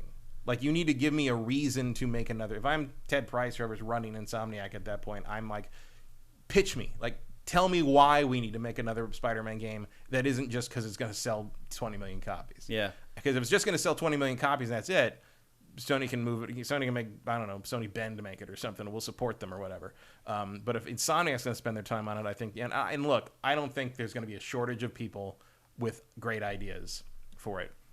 At the very least, I mean, I vaguely know the guy who just got promoted to lead animator on Spider-Man 2, and that guy, him alone could probably come up with another 10 games worth of stories for these things with gameplay. I'm not worried about the stories. It's just like the IP, working on the same IP for that long, the same animations and just everything. Like, the other thing too is you have turnover, you have new people coming in, and maybe you put new people on the Spider-Man this stuff. Guy started as like a assistant animator on the first one, barely had any experience. Like he never gets. He animated almost all of Miles' weird trick stuff in midair. Oh. Like he came up with all that stuff. Wow. Like a whole Impressive bunch of work. a lot of it, like probably like 60% of it. And it's just stuff he thought of. Just something he was like, oh, what if he could do this? Like, and the one thing that he did say was, it never gets old. Okay. Spider-Man can do anything. Like coming up with a new thing for Spider-Man to like look at the creativity just in the combat animations that you never even see. If you unless you like record it and play it back like for B-roll like this, like that can go forever, and there's always going to be another animator that comes along that has their own ideas, some other new spin on how Spider-Man should move or Spider-Man should fight. Yeah, like that's the beauty of having it be this eternal like evergreen IP is you're always going to have someone who's excited to work on it. Yeah. So I think Insomniac can keep that going for a very long time if they choose to. And I don't know what the deal is there because they're owned by Sony. I mean, maybe Sony could just order them to, but Sony doesn't seem to really roll like that. It could. Like Absolutely, it could. But they don't really seem to roll like that. Yeah. And also, once you've got Insomniac's kind of framework in place, there's no reason you can't like hand it over to somebody else and be like, hey, take your own shot at it. Yeah. But I think Insomniac's going to need to have first refusal on that. Yeah. But I think we will definitely get a few more Spider-Man games. From Insomniac, you mean? Oh, yeah. Okay. Oh, yeah. They've got enough bandwidth in the teams that you could probably cross people over, and maybe somebody has maybe someone's tired of animating, zombies and people being gruesomely murdered by Ellie, and then they would like to draw the Shocker for a while. Like maybe you could do some transfers here and there. Okay. So there you go. That's the past, present, and future of the Spider-Man IP. One that I know is near and dear to all your hearts. What'd you say? Wolverine. Wolverine is the other. Good point, Retro Current Gamer. Wolverine's the other superhero I'm not worried about because Insomniac's making that one too. Yeah, I almost forgot about that because we got that little teaser and we haven't seen anything since. Well, I mean, I think that one's way down the line, but yeah. I hope we get something worthy of Wolverine Origins, where Raven accidentally got a year to polish it and it Right, turned out right. great. Like that. Well, it's coming from Insomniac. I think we'll be okay. Yeah, I think it'll be good. I hope it's rated M though. I hope they give us a real Wolverine violent game. Wolverine thing. I would be surprised if it's rated M. I would, but not. I'm rooting for it. But I would I'd be not. surprised. Really? No, I mean, remember Logan. I mean, they don't have a lot to say over what Fox did, but Logan was a big hit. Like, Wolverine is a functional R-rated character, if you want him to be. Also, like, they're pushing some boundary. I mean, the gore in Doctor Strange 2 is about as far as you can push a PG-13 these days. Really? It's got some gore in it. Oh, yeah. Wow. I mean, a lot of it's implied because it's not, like, but, like, it's directed by the guy who did Evil Dead. Right. Like, there's a couple he things in pushes it there. a little bit. There's a couple things in there. Okay. And like I think they're kind of leaning that way, and like they're about to do a Blade movie. Like, put it this way, there's a couple scenes in Doctor Strange 2 where I'm like, look, this is not like shocking to me because I've seen, gore beyond anything in some of the movies I've seen in my time. But I was a little surprised that it was in a Marvel movie, and I was like, oh, maybe this is how they're gonna do Blade. Okay, I'm down with that. Like you make put Blade on that kind of edge. And not put it to R, but kind of push the PG-13 gore to about as far as you can go. I'm down with that. Yeah. So I'm wondering if they're not all that against that. And we'll see what that Midnight Suns thing looks like. I think that's definitely going to be teen at most. Yeah. But I think they might push it a little bit here and there. We'll see. Supposedly they're going to show some kind of a revamped version of that soon. I hope so, because that's a game that hopefully comes out this year. I don't know. We need them. I'm hoping they got rid of that card system. Right. Because that did not look very interesting. Yeah, I agree. Yep. Okay, there you go. That's Spider-Man, past, present, and future in video games. Next up, we're going to talk about Kojima and Norman Reedus, because this week, old Norm stepped out of line, Matt. He was doing... This is what happens, though. I saw his novel at Barnes & Noble the other day. He has a novel? He just got a novel out, yeah. Like a fiction novel? Yeah. Really? Yeah. Interesting. I can't remember the title. Sorry, Norman. But do you think he really wrote it? He probably wrote a draft of it. He put up some bullet points. He was in some meetings. He handed some bullet points to the ghostwriter. Well, it's interesting because typically you don't get pop culture icons. And that's probably stretching for Norman Reedus. Yeah, involved deeply in game development. Let's not go crazy. Yeah, exactly. But he has really been embedded with Kojima on Death Stranding from the beginning, and I don't think he swims enough in the games industry waters to understand how important the information that he has is to people like us. Or maybe he understands that it's dumb that things are that tightly wound on it, because like that could be it too. Like, why wouldn't you want someone to know what you're working on? Yeah, like who cares? Well. You may be right. He may just look at it like this whole thing is so dumb that I'm not going to play. Also, like, if they're starting like mocap, like 500 people know this is happening. Yeah. Like the production staff for this is going to be pretty extensive. Yeah. It's just, it's the secrecy. Also, the secrecy thing goes way back to the old days when you were worried about someone stealing your gameplay concepts. When like you could make a game in 8 months. Right. You could actually do that and like bring it to market. It's not really a thing anymore. Yeah, it's not a thing. So. Yep. Well, in an interview where he was discussing his real career, which is being an actor and now apparently an author, which I wasn't aware of. A novelist. Yeah, yeah. He let it slip that yep, we're working on Death Stranding 2, and we just really started working on it in earnest. And of course, then Kojima lost his mind and was like, "Yo, bro, like." I think he worded it like, you need to go to the quiet room. Which is a part of Death Stranding, and tried to make light of it, but that's about it. Honestly, that was probably all planned. Oh, you think it was all planned? Kojima. That's how they were going to announce it. Kojima likes troll. Remember when he made the fake person? To, make up to promote Metal Gear Solid 5 and all that. Right. Shit? Yeah, this is probably a stunt. You think it was all set up? Probably. Kojima loves that stuff. and guess what? Now we're talking about it. Yeah. Otherwise, would we be talking? It's like, oh, Death Stranding 2, okay. But now it's like, oh, Norman Reedus let it slip. Like it's a more exciting way to announce it. Okay. I don't always believe the it was a leaked on purpose thing. I think a lot of that's just like nonsense. But in this case, Kojima's a troll. Like I think that probably is what happened. He's all ready with a line about the quiet room and everything. Yeah. I'm gonna go 50-50. This is a work. Okay, so now that we've established it was all fake. Is this a good idea? Do we need Death Stranding 2? I don't. But does anyone? I don't think anybody needs Death Stranding 1. No, I'm being facetious. Obviously, there are people out there who liked the first Death Stranding, and they're going to want the sequel to it.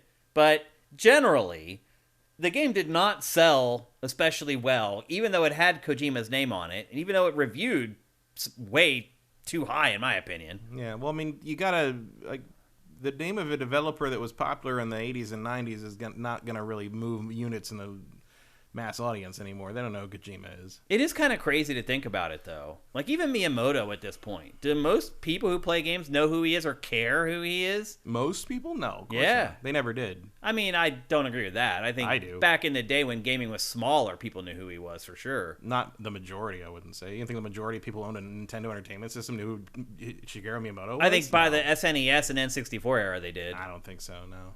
I mean, he trotted out the N64 for all the promotion of it. Yeah, but most people never even saw any of that. I mean, it was all over American TV. Do you think they remembered his name, though? No one. I mean, I think they remember what he looked like. Hardcore people remember, but like that, even then we were still a minority. Yeah, not as much as we are now, but Yeah. back then we still were. That's for sure. But the majority of people bought the Nintendo 64 do not know who Shigeru Miyamoto was. Yeah, but I mean, now it's like even people who are hardcore into it, people who watch GameFace, because let's be honest, it's the hardest of the hardcore people watch GameFace. I feel like even the cachet among that group for icons like Miyamoto and Kojima is just nowhere near what it was in like the late 90s, early aughts. Yeah, I mean, well, just the audience has grown substantially, and is made up of people that just want to play a game and don't care about all that. Do you think that's what it is? They just don't care about the people that are making the games? That's what the mass audience for anything is. But why does that happen for video games, but it doesn't happen for music or film, But it does. where they worship the people who make it? Well, I think that's, again, hardcore versus mainstream. Like, the vast majority of the people who go to see Marvel movies don't know who Kevin Feige is. No, I'm not talking about that. I'm talking about the actors who are in the films. Well, because the actors are right in front of you. And that's not really what happens in video games. Yeah, you don't have the people who create it actually. Well, No. Kojima does put himself in all his games pretty much, but Yeah, but nobody knows. Miyamoto doesn't, Some that's for random sure. guy. Yeah. I mean, Miyamoto's been pretty low-key the last 10 years, really. I mean, he doesn't really work directly on stuff. He's just sort of a figurehead producer. I mean, he doesn't really work on games at all anymore. He's No. working on their amusement parks and all this other, I believe, bullcrap. Like, I wish he was working on games, because he's getting old, man. He's running out of time to, like, release a couple more opuses. Is that the correct plural for opus? I think he's long done. You don't think he'll ever make another game? Like, directly? Yeah. Really? No. You don't think he'll make one last project? Nope. Huh. Never. That's really disappointing to hear. I hope you're wrong on that one. I think it would be I think it'd be somewhat considered beneath him. To make a video game. Yeah, That's pathetic. That's all. That's what they do. That's what Nintendo does. It makes games. But he's too big for that. I don't think he is. I think it's the best thing he could do is make a video game. That may be true, but it's not going to happen. Wow, that sucks. So to your point, you're saying, okay, you don't equate actors to people like Miyamoto Of course or whatever. not. They're directors. Right. So let's think Producers. about the directors and the producers of the MCU and stuff like that. Do you think the same percentage of moviegoers know who those people are as the percentage of game players know who Miyamoto and Kojima are? I'd say it's about that. Yeah. You think it's equal? Roughly. Yeah. Like, knowing who. I mean, look, man, I can't name all the directors of the MCU movies because they rotate so much. I know who Kevin Feige is. But the number of people who, there's maybe 10 directors in all of Hollywood that people know off the top of their heads if you ask them if they're just random movie fans. Yeah. Spielberg, George Lucas, even though he only directed like 4 movies. Who else? David Fincher, maybe. Yeah. Scorsese, Coppola. Like classics that go back to before we were born. Yeah. In some cases. Christopher Nolan. It's hundreds of movies come out every year. Nobody, people know maybe 10 directors off the top of their head? Probably. Like it's just not that common. And, I think and even music worse is- when you get down to producers, which is more what I would associate a lot of like the video game big names with, or producers. And with that, it's just like you mostly only know about a producer if they did something wrong. Yeah. Like Harvey Weinstein. I guess the music industry is a closer analog to what I was getting at. Yeah. But again, you're talking about front people versus like the guy who mixed the album. Yeah. You know, like how many producers... Or maybe comparing like the lead singer to like the drummer. The drummer, right. Yeah. Like I know the lead singer of The Cure, but I don't know who the drummer of The Cure is necessarily, you know? Yeah. How often does the drummer change and no one even notices, for that matter? I mean, a lot of times they're swapped out. We can't all be Neil Peart. Yeah. Right? That's one of the few drummers I know. Well, that's a good one to know. Phil Collins. He's one of the best. Phil Collins Also one of the best. That's kind of cheating, though. He doesn't drum. He quit became drumming a frontman. eventually. Yeah. You know. But early Genesis, like if you remember the early music videos, he was playing the drums in the music videos. Yeah. Yeah, it's bizarre how that happened. And then he started getting up and doing the microphone. Then he could cut back to him still playing. How are you playing the drums and he's singing? Yeah. That's crazy. Erebus Jones says Kojima isn't an icon. He's a cult leader. Yeah, some of that. Yeah. Flea / people are starting to name off like backing artists that people recognize, but the fact that they're having to list them. But what's Slash's real name? Right. What's Flea's real name? Like it helps when you have a call sign like that, you know? Sneaky just brought up Taylor Hawkins, the drummer from Foo Fighters, who just died. Oh yeah. Increasingly, it's looking like it was an overdose. Yeah. Well, look, to be fair, I would not have known his name until I read those articles either. Yeah, you wouldn't have known until he died. Yeah. Yeah. Most people wouldn't have. And he's like the second front man. Like he sings some for Foo Fighters. And look, I would think of myself as pretty much, you know, as in terms of music, I am much more of kind of like the person who doesn't know Kevin Feige's name, or the person who doesn't know me. Like I do not follow music particularly closely. I've never even my favorite bands, I don't know who is in the band. Like I love The National. I've seen them like 7 or 8 times, but all I know is the lead singer's name is Matt. That's it. Like that's about as far as it goes. Like it's just not a thing that I devote brain power to. Yeah, it's interesting how in some industries I guess in almost all of them you have to be front and center before people are going to remember you. People do not dig and investigate at who's creating the art that they really love, which is interesting, I think. Like I can count on probably one hand the number of bands that I know all the members of, and it's like Aerosmith, the Beatles, like the iconic bands, the Rolling Stones, AC/DC, you know, like things like that. Whereas like a lot of others, like you know, even like I can't remember the drummer or the bass player for Guns N' Roses. Yeah. What was it? Dizzy? He's a guitarist. I think you're thinking of Duff. Yeah. Yes. And then, even like some of my favorite bands, like I just know the lead singer. Yeah. I think a lot of people that are that way. Because they're in the music videos. They're the people who are on camera most. Right. They get all the interviews. They do the interviews. They're the ones standing there. They're usually the best looking. It is always interesting, though, because they're not always the most interesting people or the people who know the music or how the music was created the best. That's true. They're the ones who end up going front and center for a lot of the interviews. Let's get back to the nuts and bolts of creating another Death Stranding game. Do you believe that a second game will build on the audience from the first game, or do you think that the audience from the first game has hurt the potential future audience for the sequel? I don't know. I think it depends what it is. If it's just another UPS simulator, I don't see how you make any headway, really. And then it's a big problem as far as messaging that this isn't a delivery sim. That's not easy. Well, especially when you're Kojima and you don't like to tell anyone what your games are. Right. And that doesn't help either. The idea that Kojima would get in front of anybody and be like, oh, this isn't like the last one, it's this instead. Like, that would be the most out-of-character thing he's ever done. Like, so I don't know. I mean, I imagine it's just going to be more of, it's going to be the same but more kind of thing. Yeah. Do you think that has a chance to be successful? I mean, I imagine it would do about as well as the first one. It feels like it's... I think this thing has kind of a cap on it. You know yeah, me too. It feels like the low-hanging fruit for Kojima's team. It's like we have all these character models. We have all this work that we've done already on this IP. There's also an element of like, look, if I thought... sort of like Stranger Things at this point, which is about to hit Season 4.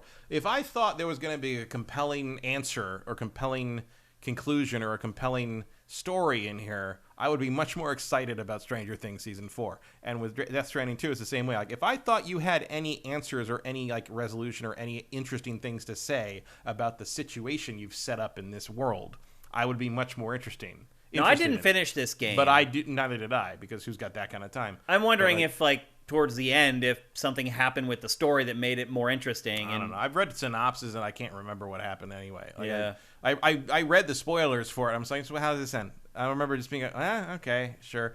I tell you, the only thing that I really enjoyed about this game was, like, building highways with people. Like, I thought it was cool that you could build a giant highway and just, like, ignore the rest of the game. I like driving the an world. electric vehicle. I like the antagonists. I liked the mystery behind it until it wasn't a mystery. Right, exactly. Yeah, the mystery is good until you... Just like every Kojima thing is like, oh, the questions are interesting and the answers are terrible. That's a good way to put it, actually. It's easy to formulate really great questions around his stuff before you play it, and then you get the answers, and they're never... The scenarios that I've created in my mind are better than what he ultimately created. I mean, that was happening with all the trailers where you were like, "Oh my god, this is so interesting." I'm like, no, whatever the answer to this is going to be stupid. You did say that, yeah. And sure enough, like I would have been glad to be wrong on that one because again, like there's some striking imagery in this game, and I'm sure there will be in the next game. Fire Native says, "I love how original Kojima is with his naming Quiet the person that doesn't talk." Doesn't talk, yeah. Again. Who do you think is the most overrated game developer in the industry, Matt?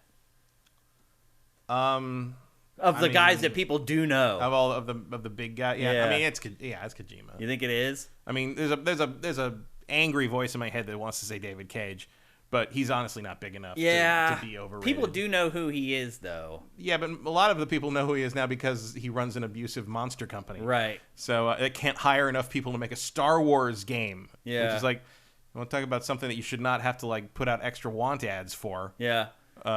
Somebody should want Star Wars on their resume more than they fear working for you. What about Sid Meier? Sid Meier's not overrated. No. I think he's built a big name for creating one game. I mean, he did a couple. He did Civilization, Alpha Centauri. Right. No, I mean just like one franchise that he's worked on. Most developers. Also, I think he sold his name to that for a long time. He was smart to force them to put his name in the title of the games. Yeah. I mean, a lot of that is not, a lot of people I think say Sid Meier's whatever without even thinking about the fact that it's a person. Yeah. But Will Wright, I think he's earned his reputation. More or less. Miyamoto's earned his reputation. Miyamoto has, Yuji Naka, you could argue. Yeah, he's overrated. I don't know who really overrates him anymore. I don't know if he is overrated. There was a time when I think he would have been in that category. Yeah. Now it's just sort of sad. American McGee. Yeah. Neil Druckmann, he's earned his reputation. He's earned it. Cliff Bleszinski, think he. Yeah, I think he's earned his reputation. Yeah. And Cliff's reputation isn't all good. Yeah. So and. It's not. You just stop. And he's earned all of it, though. Yeah. And he owns it. He earned the good and the bad. And he owns it. Yeah, he does. He would like everyone to stop bringing Lawbreakers up every day. But, anytime he says anything, it's like, Lawbreakers. Like, shut up. Yeah. Well, I was surprised, too, that Reggie, I've been reading some of his book, and he actually had more input on stuff at Nintendo than I thought. I really thought he was just, this figurehead guy that they trotted out for stuff. But he was actually in meetings where... Mm-hmm. They decided important things, and he ended up being the one who was right on a lot of stuff. At least according to him, anyway, in his book. Molyneux. Did he earn it? I think he earned it back in the day, and then he lost it. Yeah. Because he mishandled it. Because that's the problem, is I don't know anyone who touts Molyneux as a... Not anymore. Game, it was a rise and a fall. It wasn't like a, it's like Kojima is you're sitting here what? Nomura. Yeah. Nomura. He's overrated. Yeah. Yeah. Nomura. Spectre, he's earned his reputation. Spectre earned it. Yeah. Who needs to be taken down a peg is that Mavis Beacon. Who? Mavis Beacon. You know Mavis Beacon? I don't know him. Mavis Beacon teaches typing. No. She's a fictional woman who teaches from this typing series. You know Mavis Beacon? No, I don't know who that is. There's a typing not a game, but they're they teach you type. It's called Mavis Beacon Teaches Typing, and she's a fictional black woman who is supposedly the person teaching you typing, but she doesn't exist. Oh. But all the software is called Mavis Beacon Teaches Typing or Mavis Beacons whatever. Okay. No, I'm not familiar with that at all. That's how one of the ways I learned to type was through Mavis Beacon, and that's one of my you remember they used to have those video game tile generators back in the day. Yeah. And it would just generate a fake and it would just generate a funny title or whatever. One of my favorite ones I ever got in the history of all those generators was Mavis Beacon Teaches Punching. Which is that's pretty good. If you know the clean cut wholesome image of Mavis Beacon in those typing games, that Mavis Beacon doing karate instruction is one of the greatest images I've ever had in my head. Mike's Q brings up Tom Clancy, but he was a writer. He was a brand name. They just slapped his name on there. He's not. Tom Clancy didn't even write most of his books. Forget that. Yeah. Well, yeah. I think what I heard was the last Tom Clancy book that Tom Clancy actually really wrote was Rainbow Six. Oh. And that was when I was like in high school. Yeah, that was a long, long time ago. Who else? It's even worth bringing up. Chris Roberts, that's a good one. Yeah, Ted Price, he's earned his reputation. Chris Roberts made one game and a terrible movie and then vanished and then came back and found the NFT scam before there were NFTs. Yeah. Star Citizen is pretty kind of is. How else do you describe buying imaginary spaceships that you are totally going to be able to use later? I promise. That you will never use. Yeah. Yeah, I hear you. I was just going over with some people like the Kickstarters that I've backed that never delivered, and there's 3. Clang, which was that motion simulator sword fighting game that Neil Stevenson was involved in, and then just sort of was like, oh, we were just going to give you a demo, bye, and they vanished. Yeah. This other thing called Kitaru, which was just like a JRPG-ish sort of thing that the guy just vanished 7 years ago, and Star Citizen. Yeah. Still has not delivered. Huh. Almost 10 years. Coming up on our 10-year anniversary. Yeah. Wow, that's crazy. The Kickstarter was 2012. I do think that most games industry icons, I think they've earned their reputation, though, on the whole. Part. The thing about Kojima is, it's not like Kojima should quit or stuff. Yeah. It's just that, he's not, embarrassing himself. It's like you're not. It's not you're not allowed to criticize him, but it's just it's like his fans don't hold him to any standards. Yeah. They let everything just go. Even the most diehard Miyamoto fans I know will be pretty honest about the shortcomings of Mario Odyssey. Yeah. Anything. Kojima is the only fan base I can think of that just will not allow the idea that he did anything wrong. That he's anything less than perfect. Yeah. Yeah. Even when you're staring it in the face. Yeah. Yeah. Yeah. But Sam Lake from Remedy, Cinetype brings up. Yeah. I don't know that he's an icon, really. Yeah, Yu Suzuki. That's the thing is a lot of these guys just don't have that rep anymore. Yeah, because they've fallen off. Yeah, or they just haven't done anything in forever. They haven't really managed to stay relevant. A lot of Japanese and they just developers, don't have look. Yu Suzuki's made some of my favorite games of all time. Yeah, but is anyone holding him up as some kind of icon in the way they do with Kojima even to this day? Well, after Shenmue 3, definitely not. No, definitely not. But you know what makes Shenmue 3 a lot better? Not playing it. No, the patch, the fan-made patch I found that removes stamina from the game. Oh, really? That makes it a lot better. You have to play it on PC then. Yeah. Yeah. So anyway, there you go. You think that this was all a setup? I think it's pretty likely that this is how they intended to, reveal it. Yeah.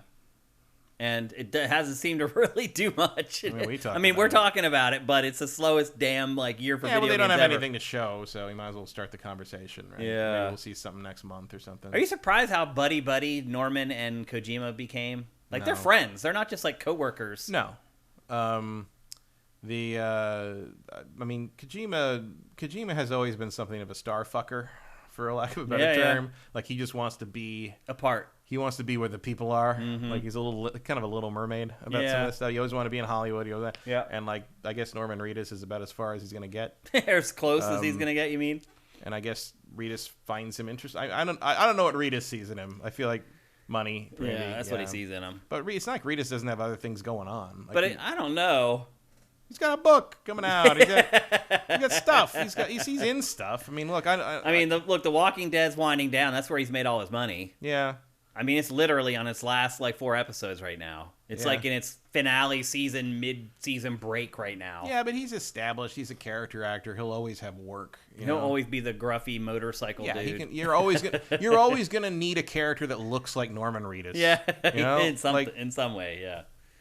I don't know. I don't know if he's the right pick for what's his face in the character from Death Stranding. He does seem like a weird choice. Yeah, I spent the whole of Death Stranding waiting for him to turn out to be some slimy weirdo. You know, and I guess he's not supposed to be. He's supposed to be a good dude that you're rooting for, right? But Norman Reedus just makes me think he's hiding something. Right. I always. He only has one character. That's his problem. Yeah. He can't play multiple characters. He plays Norman Reedus. But that's what a character actor does. There's a huge market and a huge niche for people who can do that. Yeah. For his character in particular. Yeah, and he does it well. Yeah. It just he's trying to. He seems like what's his name? In what? In Death Stranding? The I don't even character's name? remember. Do you remember the character's name? Something Porter, right? Porter, yeah. Sam Porter. Yeah. That's right.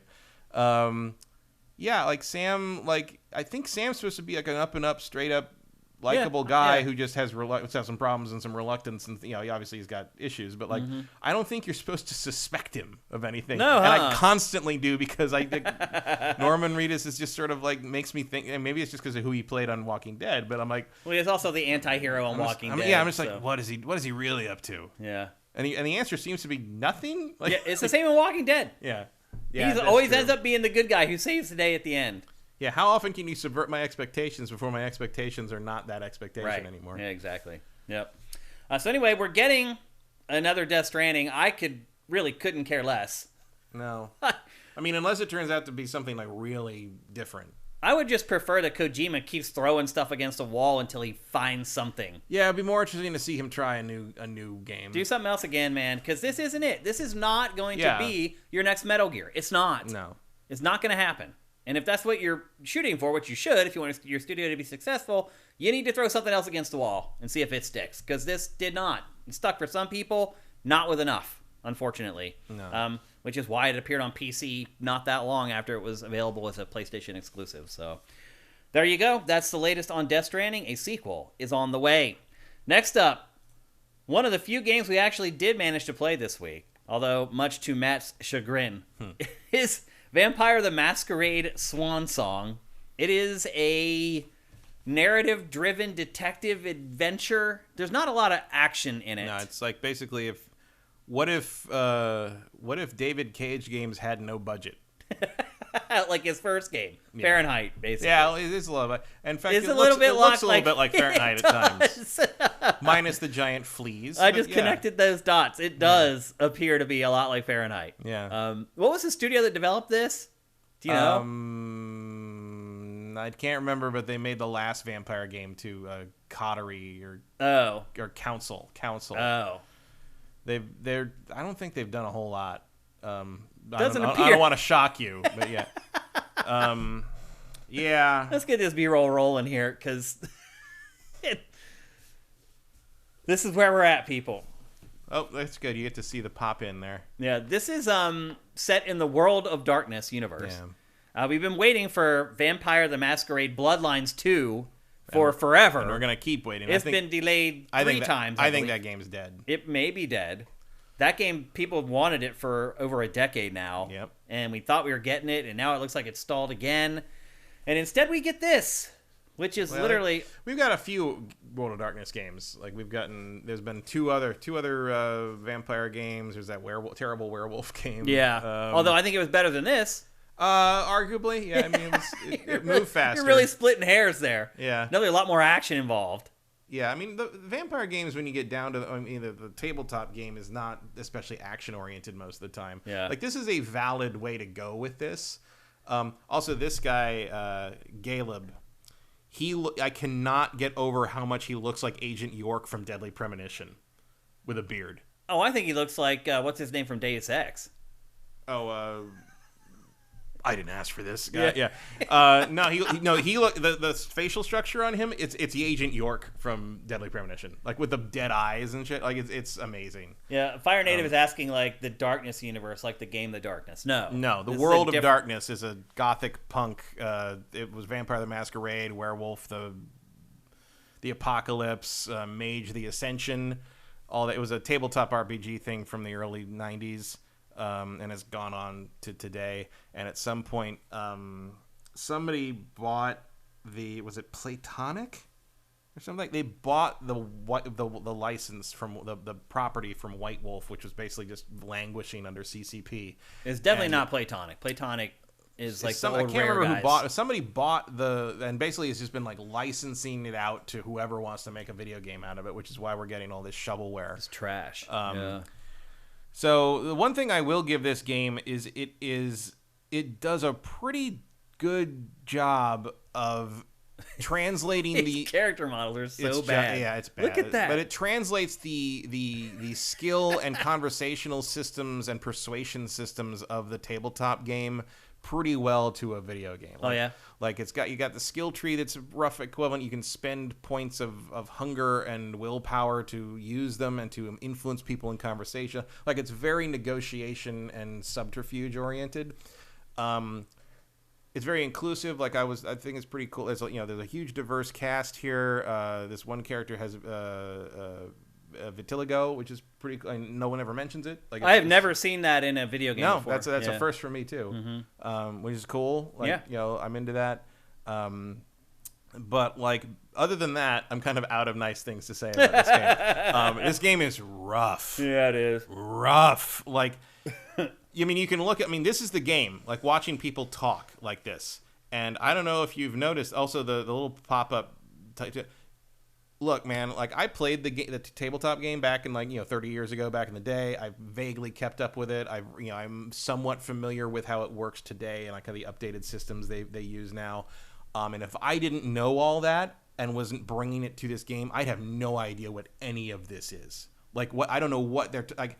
They explain a couple things in this where I'm like, what? Like I don't know what you're talking about, and like they explain it wrong. And there's like things where it's like you when you talk to people and you need to use your abilities to sort of like influence them or you for a certain answer or for a certain question, you can use focus to boost at the cost of willpower, which is a limited resource you have until you sleep or suck blood or whatever.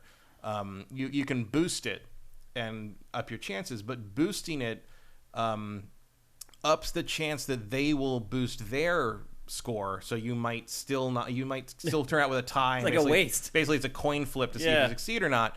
But they don't the game doesn't tell you what the percentage you've increased their likelihood to boost their score was until after they do it. Oh. I'm like, well, then who cares?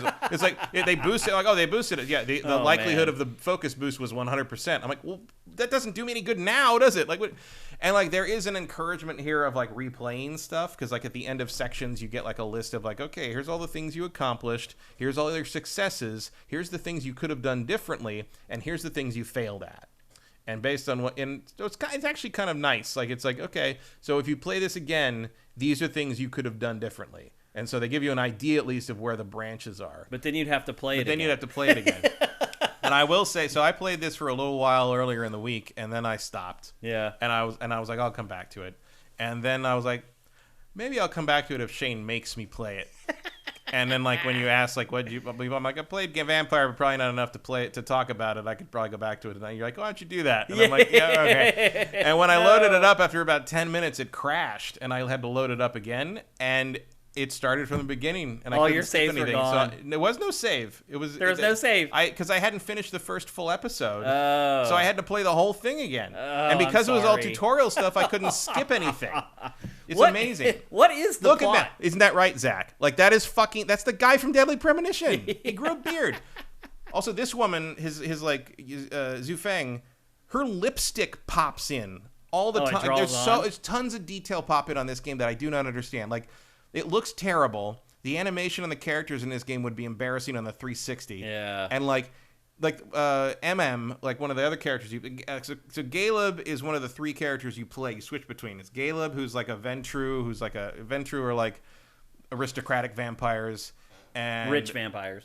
Pretty much. They're snobs, basically. Snob vampires. Society vampires. And then MM is the girl in the elevator you saw. She's a toreador who are artists, and she runs nightclubs and burlesque clubs and stuff. She has gold, like I don't know if they're tattoos or like embedded, but they're in her skin and on her arms, and that gold changes shape about 5 times a scene. Like it just like there's times when it cuts back to a character that was just on screen 5 seconds ago. Like right here, watch Zhu Feng's lips. I bet it'll do it when it cuts back to her. Oh, it didn't. No. That's MM. But that gold on her, like that changes shape all the time. And then then the third character is Leisha, who is a Malkavian, who are all the Malkavians are crazy. They all have a derangement, and hers seems to be premonitions. And she has like a child vampire, like a 5-year-old vampire whose voice actress talks with a a pronounced and apparent, I think, intentional lisp, and it drives me out of my mind. Like it's like some of the voice acting in this game is just difficult. But this is all story driven. So how's the story? I mean, that's what's most important. I mean, I hope you're interested in vampire politics, because that's all it is. It's a detective mystery, though. What are they trying to figure out? Basically, like there's supposed to be a big party. It takes place in Boston, and there's supposed to be a big party because the prince of the city, who's the vampire who leads a city, she has finally negotiated a truce or a deal with a coterie of mages who are from another RPG in the World of Darkness.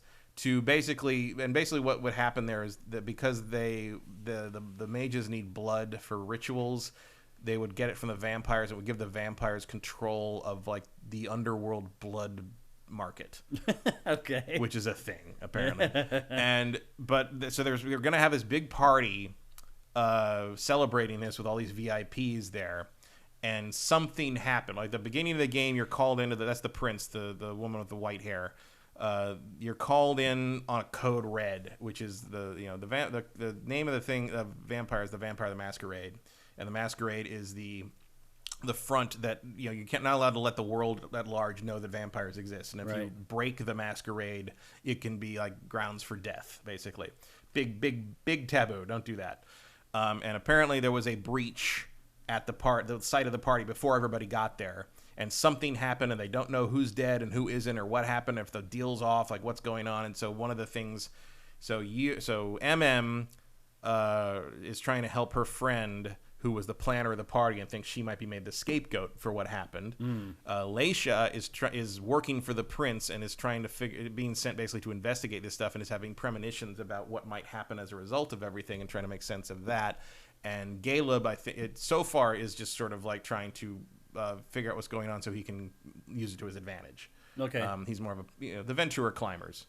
So that's more or less what's happening. So you're trying to figure out who sabotaged things and who stole stuff, and so far MM stuff seems to be more investigative snooping, and Leisha as well, because Leisha can turn invisible, so she can like eavesdrop on things, and Caleb is more like intimidating and convincing people of things. Like okay.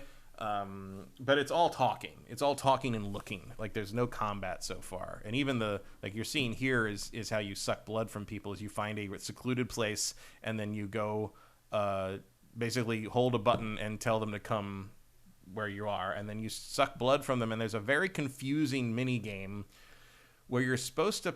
I mean, the tutorial on mine literally said to press the button. The button. Not which button to press, but the button, which turned out to be the right trigger. Because the first time I actually killed her. Because if you don't... You drank too much. No, because if you don't press the button, you kill them. The button. If you do hold the button, you have to... So here it is. Yeah, I don't see where it says what button to press. Although there's a tripod in the way.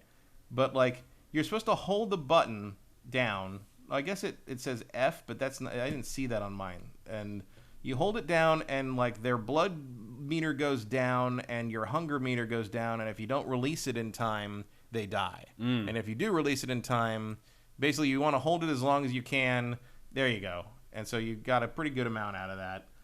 And if you hold it too long, they die. And if you kill too many people, like your suspicion meter goes up, and you get in trouble. Basically. Seems like it shouldn't be that complicated. It shouldn't be. Also, it's their wrist. People don't bleed out that fast. Yeah. But it's just an example of how poorly explained all this is. Yeah. So yeah, and you got, like, you can see in the corner, that's your willpower is the blue, and the purple is hunger. So the higher hunger goes over time, it basically changes your stats. So if like you have lower hunger, you're more composed. So you got like a 10% bonus to, like, I think persuasion or something. And and minus 10 to intimidation. And as you get more hungry, the beast starts to come out. So you are less persuasive. But then you get more intimidating. And I think at some point, I haven't had this happen, but I think if you let hunger get too high, you can actually go into a frenzy and like ruin everything, or like just kill somebody you probably don't want to kill or something like that. Yeah. I don't think it really changes much, but like it's there. They talk about it. I haven't seen any actual evidence of it happening.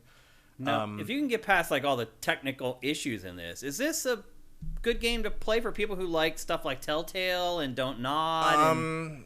I mean, I wouldn't say. Or is this the bottom of the barrel for those if you types don't of already, games? I think if you don't already have a familiarity with Vampire the Masquerade, you are not going to get anything out of this. Like okay. Because this game really assumes you know what this stuff is. There's a very extensive glossary and like kind of where you can look up what all the terms mean and who the characters are, but like.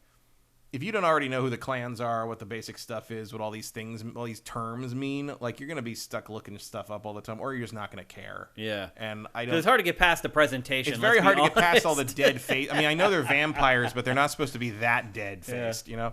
And it just feels archaic. Like, I mean, there is probably a decent. If you had animation at least on the level of like Mass Effect 2 in terms of how the conversations go, you might have something here, but as it stands, it's just sort of I just everything moves so slow and everything is just so stiff.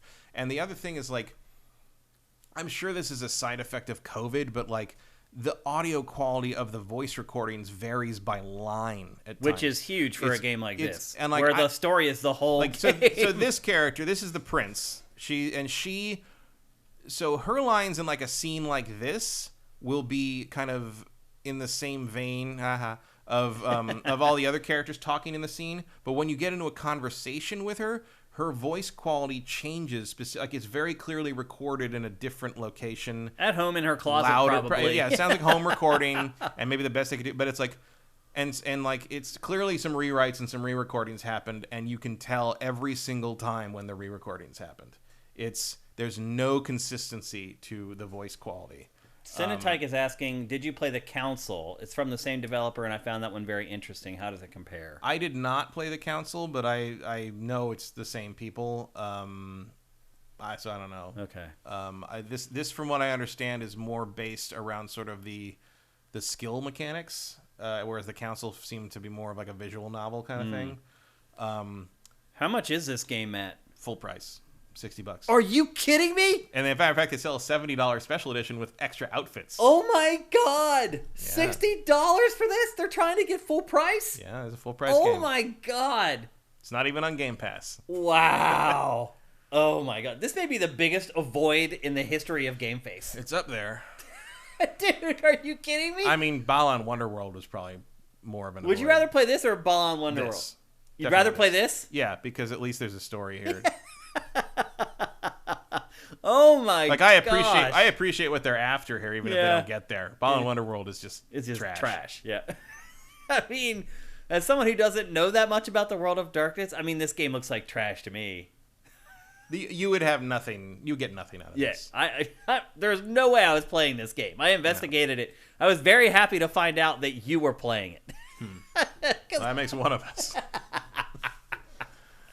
So that's a huge pass. Yeah, do not. Like, even if you're a huge World of Darkness person, it's a huge pass. No. I mean, no. Yeah. Wow.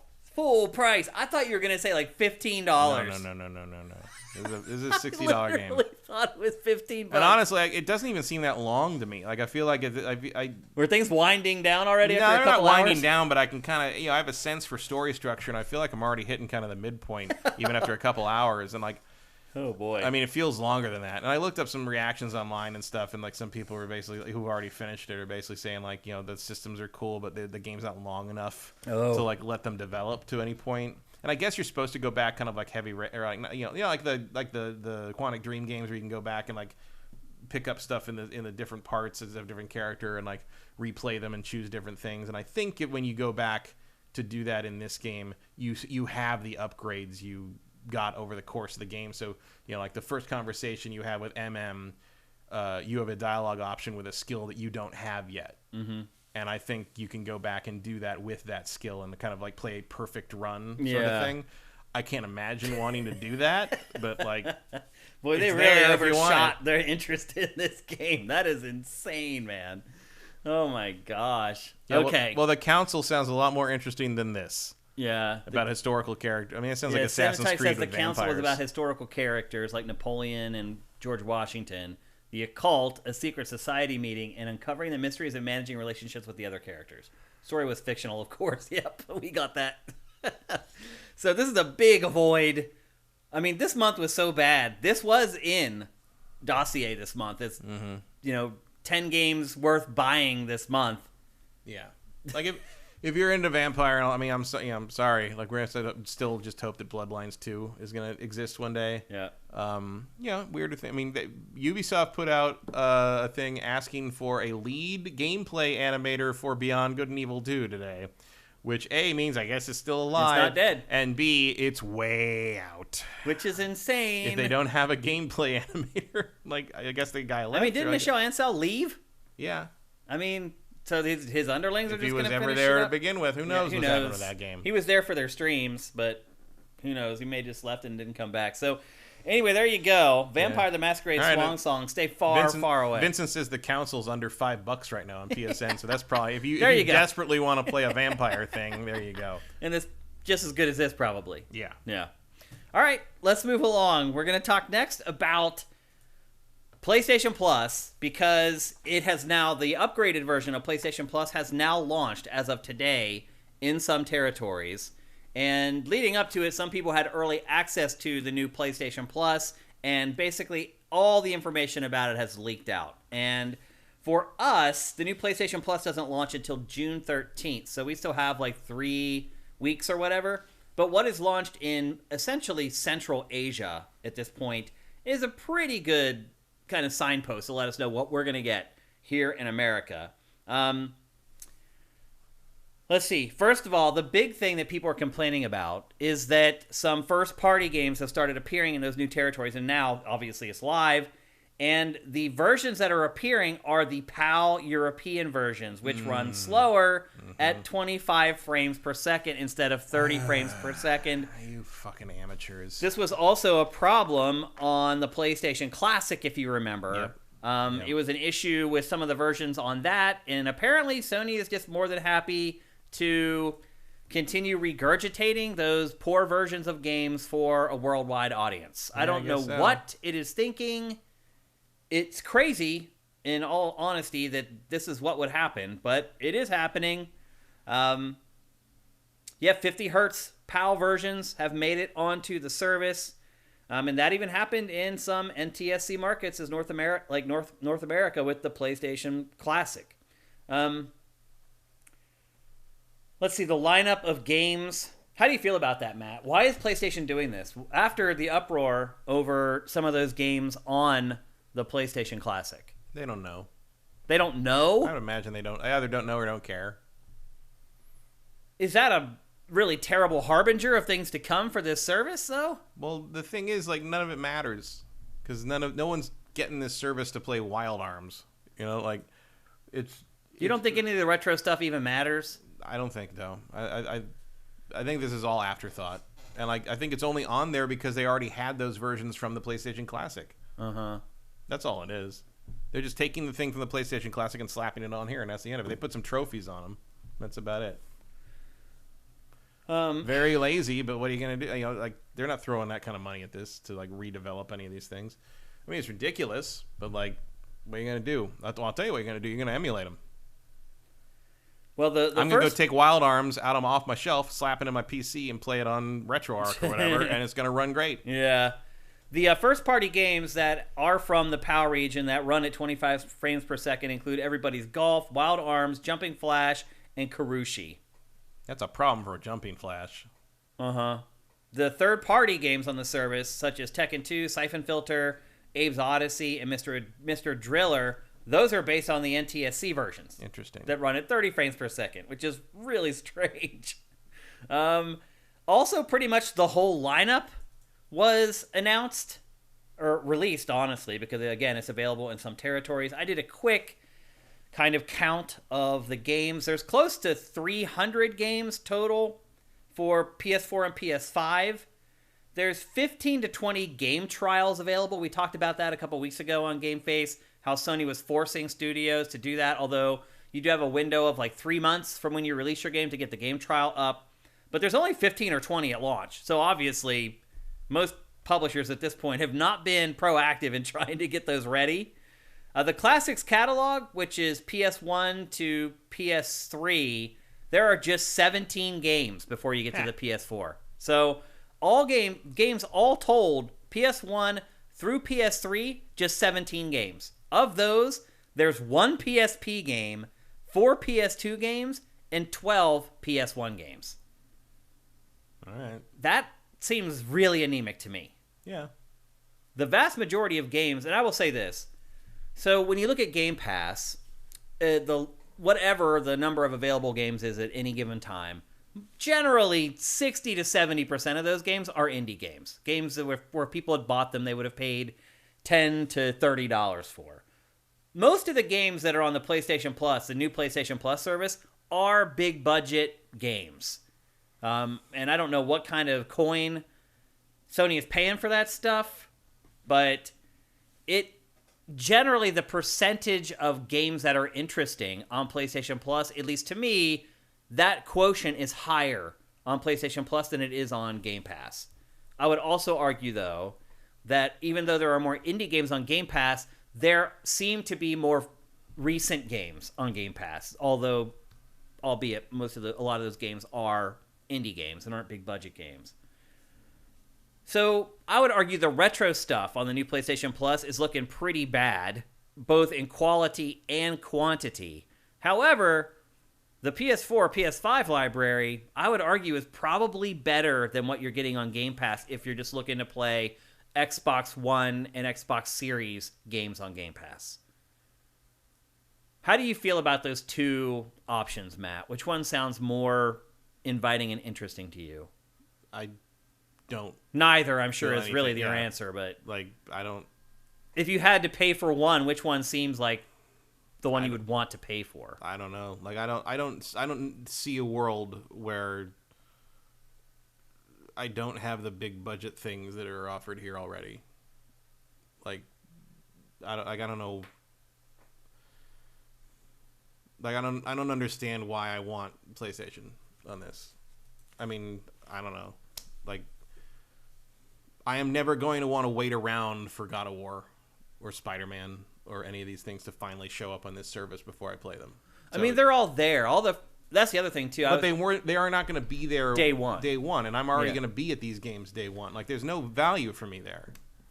Well, I mean, what we're seeing is that there are no big first-party exclusives for Microsoft. So that's, we always thought that was a big competitive advantage. As it turns out, it's really not so much anymore, though. Well, it will be once Microsoft starts getting stuff out the door. But for now, who cares? Yeah. Is that the problem? Is it that nobody cares? Also, here's another thing that happened this week, Matt. So I don't know if you remember, but I mentioned last week that I was thinking about canceling my Game Pass subscription. And because I just wasn't getting any value out of it anymore. And it became a thing this week. There was some journalist who wrote an editorial or something saying that he was going to cancel his Game Pass subscription. And people freaked out and jumped all over him and blah. So it kind of became a thing this week that now other people are also in the same boat I'm in, where they're like, wait a minute, I'm not playing anything on this service anymore, and there aren't any big games coming for a while. Is it worth subscribing to anymore? And to your point, you're not interested in subscribing to either right now, it doesn't sound like. No, I mean, I've already got, I subscribed in, bulk to Game Pass already, so it's not like it's worth canceling. Yeah. I did the deal where you get, everything for, $1 a month for a certain amount of time right, or whatever. Right. So it's not worth canceling, but it's not, I haven't used it for anything, really, recently. I played Trek to Yomi, but it was bad. Yeah, I did get that. I didn't actually open it. I played it for an hour and a half, and it's a bad game. I probably still should have brought it on the show because we have nothing to talk about. I just couldn't bring myself to play enough of it to feel like I would be fair talking about it on the show, other than to say I didn't like it enough to play enough of it to be able to talk about it on the show. That probably says a lot all on its own. And then the final thing that we learned about PlayStation Plus, the new PlayStation Plus this week, is that old PlayStation games are getting trophies. Siphon Filter is the first game that it was discovered on, but it appears as of right now, Siphon Filter is the only game confirmed that will have that capability. No, Wild Arms does. Wild Arms has it too. They confirmed that too. I saw a list earlier this morning. It was okay, that was Siphon Filter, Wild Arms, first party stuff. I want to say Jumping Flash. Well, they did clarify today in a news story that it appears that only games that were published by Sony are guaranteed to have trophies. For everybody else, it's optional, which means they're not going to do it. Who is going to go back and add trophies to a game from, like, 1998? Because I have a feeling it doesn't really matter how much people play these games as far as what these publishers are getting paid to include their games in the service. I don't feel like they're incentivized to make people play them. No, although that's a pretty easy thing. Adding trophies is, you think? Yeah, it's just an overlay thing. If it was... Don't you have to have triggers in the game to trigger to PlayStation Plus that you've accomplished what you need to accomplish? I think PlayStation Plus has tools that do that already. Like, it recognizes it already. It's not an intrusive thing to the old game code. But I don't know. I mean, if you know the game well enough, that'd be a fun thing to throw. Or just trolling people. Like, I mean, look, there's some people that play games just for trophies. Yeah. I mean, if I was doing something, I'd be just like, okay, you get a platinum trophy for finishing the game without dying. Fuck you. Like, yeah. I just be mean about it. Right. Know? I just go after the retro people. I don't know. Shiniki says, people like trophies. Retro Arc has trophies on old games. That's true, yeah. I have gotten over the whole thing. Like, the achievements, the trophy, I do not care at all anymore about any of it. Like, it was cool to me during the 360 era. Like, I do it sometimes. Actually, I do it to get a platinum sometimes on things, but, like, only if I care about the game. But, I know I'm not getting a platinum, so it doesn't even enter my mind. But part of the problem is, like, it's impossible to see anyone's trophy. Like, I used to be interested to compare achievements and trophies to people, and it's like, oh, they did this or they did that, and I didn't get this yet. But now, like, you got to go so far in. They used to be like 2 button presses. Yeah. And now it's like you got to go digging for it, and it's just like, I don't care. I don't care that much. And so, like, yeah, I haven't really thought about it in forever. I have to keep all that stuff turned off on my consoles because I play pre-release games, and they don't. People will go and look at your profile to see trophies, and so the most I get is like when a rare achievement pops up on Xbox or a trophy pops up, a rare trophy. I'm like, oh, that's interesting that not many people have that. Yeah. There are a couple things that I'm interested in.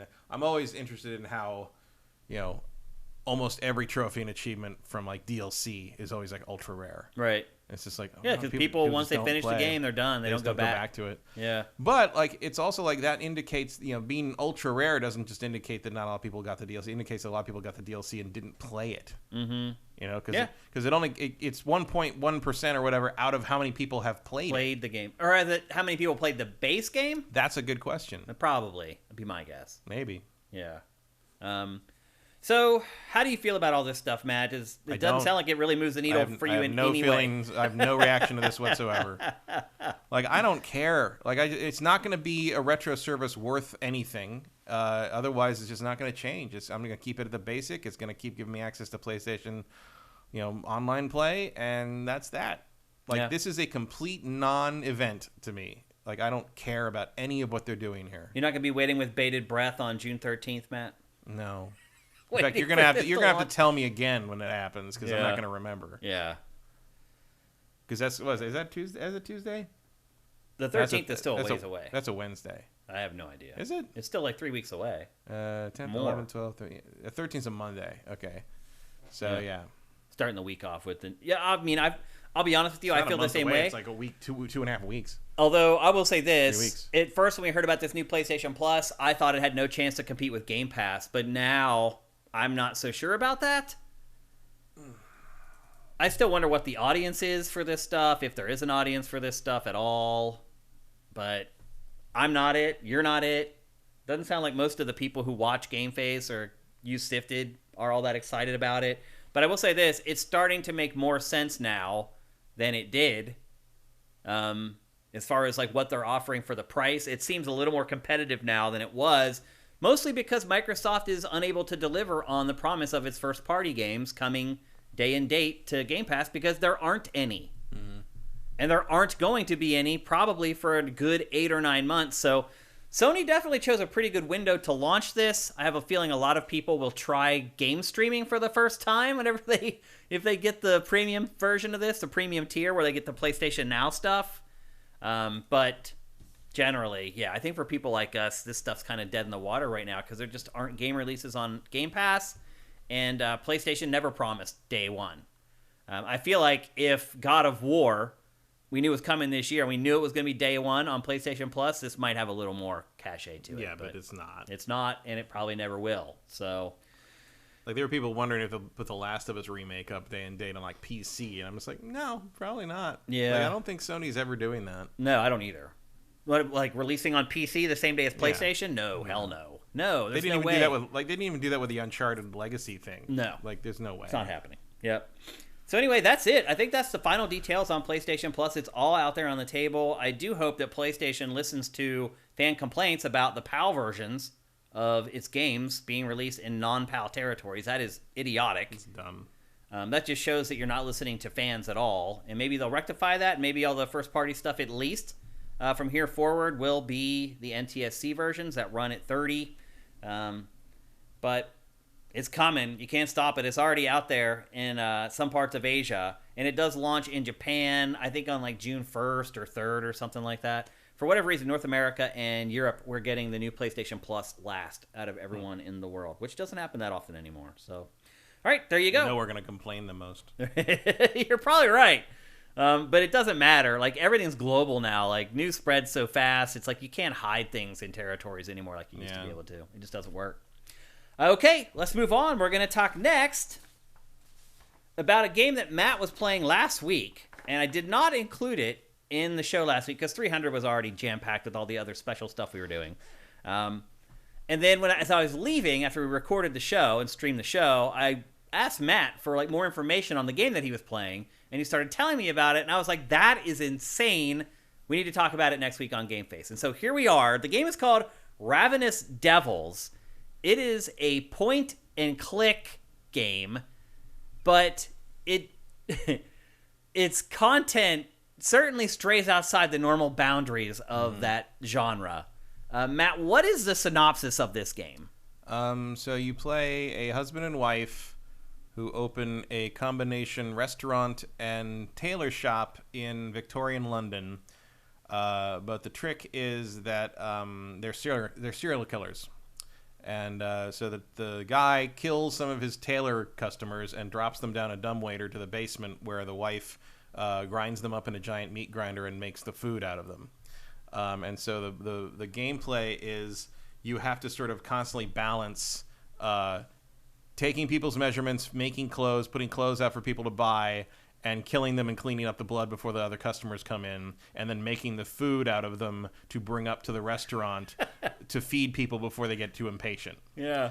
And as you go, you like upgrade, so you have more mannequins to put clothes on and more space to put pies out, and like you can hire a waiter to help you, and you can like get new recipes and like multiple ovens and multiple tables, and so basically you escalate and escalate and escalate, and you actually get a greenhouse where so the tailor, instead of just dropping the bodies down the chute, can take a body upstairs and marinate it in the bathtub to make fertilizer to grow tomatoes, so you can make new recipes, and it's all very gosh, and it's all very potboiler Victorian pulp, gothic horror stuff. And both of them are very, very proper sort of. So it's like, oh, just delicious today. I mean, just look at that still. Delicious meat pies today, but it's like all that. And there's like there's someone who starts sending them letters early on who like knows who they are and is excited they're there because they also like to eat human flesh, and they're like saying like, oh, I sent this person over to see you, and I want you to kill them and store them until I can come over and eat them. Oh my gosh! And so like you have objectives you have to accomplish, like special characters come in and there's cutscenes where they deal with them and stuff, and as you upgrade your shops, it gets bigger and bigger. So it's basically like you're just spinning all these plates. The one thing I will say is I don't think you can actually fail. Like I left, there's an indication here where like, because you see that room there on the right is where you kill people and dump them down, then you have to mop the blood up. But like, I don't think this game is insane. I don't think anyone ever actually will come in and discover the blood. I think it's just all about how much money you make per day, and the less money you make, if you're less efficient, it'll take you longer to upgrade and longer to get through the story. I think that's all. Because it's actually a little bit like those like Cook Serve Delicious, like the diner games. Because like you basically have to do everything on a timer, and like customers come in and they have to have, if you don't serve them in time, they get upset and leave or whatever. And at the end of the day, you get rated on how many happy customers you were, and you get a certain amount of money. And you use that money to buy upgrades. Right. So it's like that. Do your customers ever get sick from eating human flesh? No, they're all just fine. I mean, honestly, that's probably the freshest meat those people have. I mean, it's Victorian times. There wasn't a lot of refrigeration. It's probably the freshest meat they've had all day. Right. I mean, we're talking about a time when do you know how they figured out how cholera is spread? No. They thought it was like miasma or like sin or whatever. Yeah. But one guy, Jon Snow, actually, his name was Jon Snow. He theorized it was in the water. Because cholera, it comes from corpses or feces in the water. It's a waterborne disease. Yeah. And he theorized that it was because of the water pumps in the neighborhood. And they're like, it doesn't make any sense. It's not how it works. And it's like, but it is. Like, and so he went and he did his. Oh my God! And just put that person in the grinder. Yeah, and his study was to figure out about this water pump. And he suddenly figured out that the only people who didn't get sick worked at a beer brewery on the block. Because they were given free beer, so they wouldn't go out and waste time getting water. So they didn't. The only people who didn't get sick were the ones not drinking the water. So that's how he proved that's how that happened. Yeah. So that was the kind of sanitation you're talking about at this time. I think someone chopping up fresh meat and turning them into pies would have been probably an improvement. So yeah, that's basically the game. Like that's it. Like you're juggling all these things you have to do, and on a time limit on everything, and you're trying to like get everything served in a timely manner. Wow, how hard is it? These games generally drive me bonkers. As I said, I don't think you can fail. Spinning. I think the worst you can do is just like not make a lot of money in a day. If there's a fail state, I was not able to find it, even just not doing anything right. You tried to fail and you were unable to? Like no one would come in and discover the blood. Huh. So I don't know if that's just early on they don't do that, or at a certain point like you start getting investigated by the cops, but that hasn't happened yet. Now, generally, point-and-click games are driven by the story. Now, obviously, the setup is incredibly unique, and it's intriguing, and has me wanting to play this game. But is it told well? Is it written well? Is there voice it's well acting? Enough. I mean, the appeal, I think, is more the game. Like, it's more the concept. It's more the franticness of trying to get everything to happen at the same time. Kind of thing. Like a Cook Serve Delicious or a... you know all those cooking games that have sprung up, Overcooked and all that kind of thing. Not like Cooking Mama. Yeah, and it's like the part of the thing is like you have to jump up and down between the floors to get up to the tailors. So you're just sort of trying to juggle everything. That's all it is. It's a multitasking game. It just happens to have a disgusting premise. Yeah. How does a story evolve? Like, what is the point of friction? Like, is there somebody who's going to come and inspect eventually? They're just worried that people will discover, because whoever's writing them the letters knows what's happening. Right. So they're afraid that person's going to show up and blow their cover. Somewhat, but they also are just sort of like, well, we'll kill him eventually. Like it's sort of like a.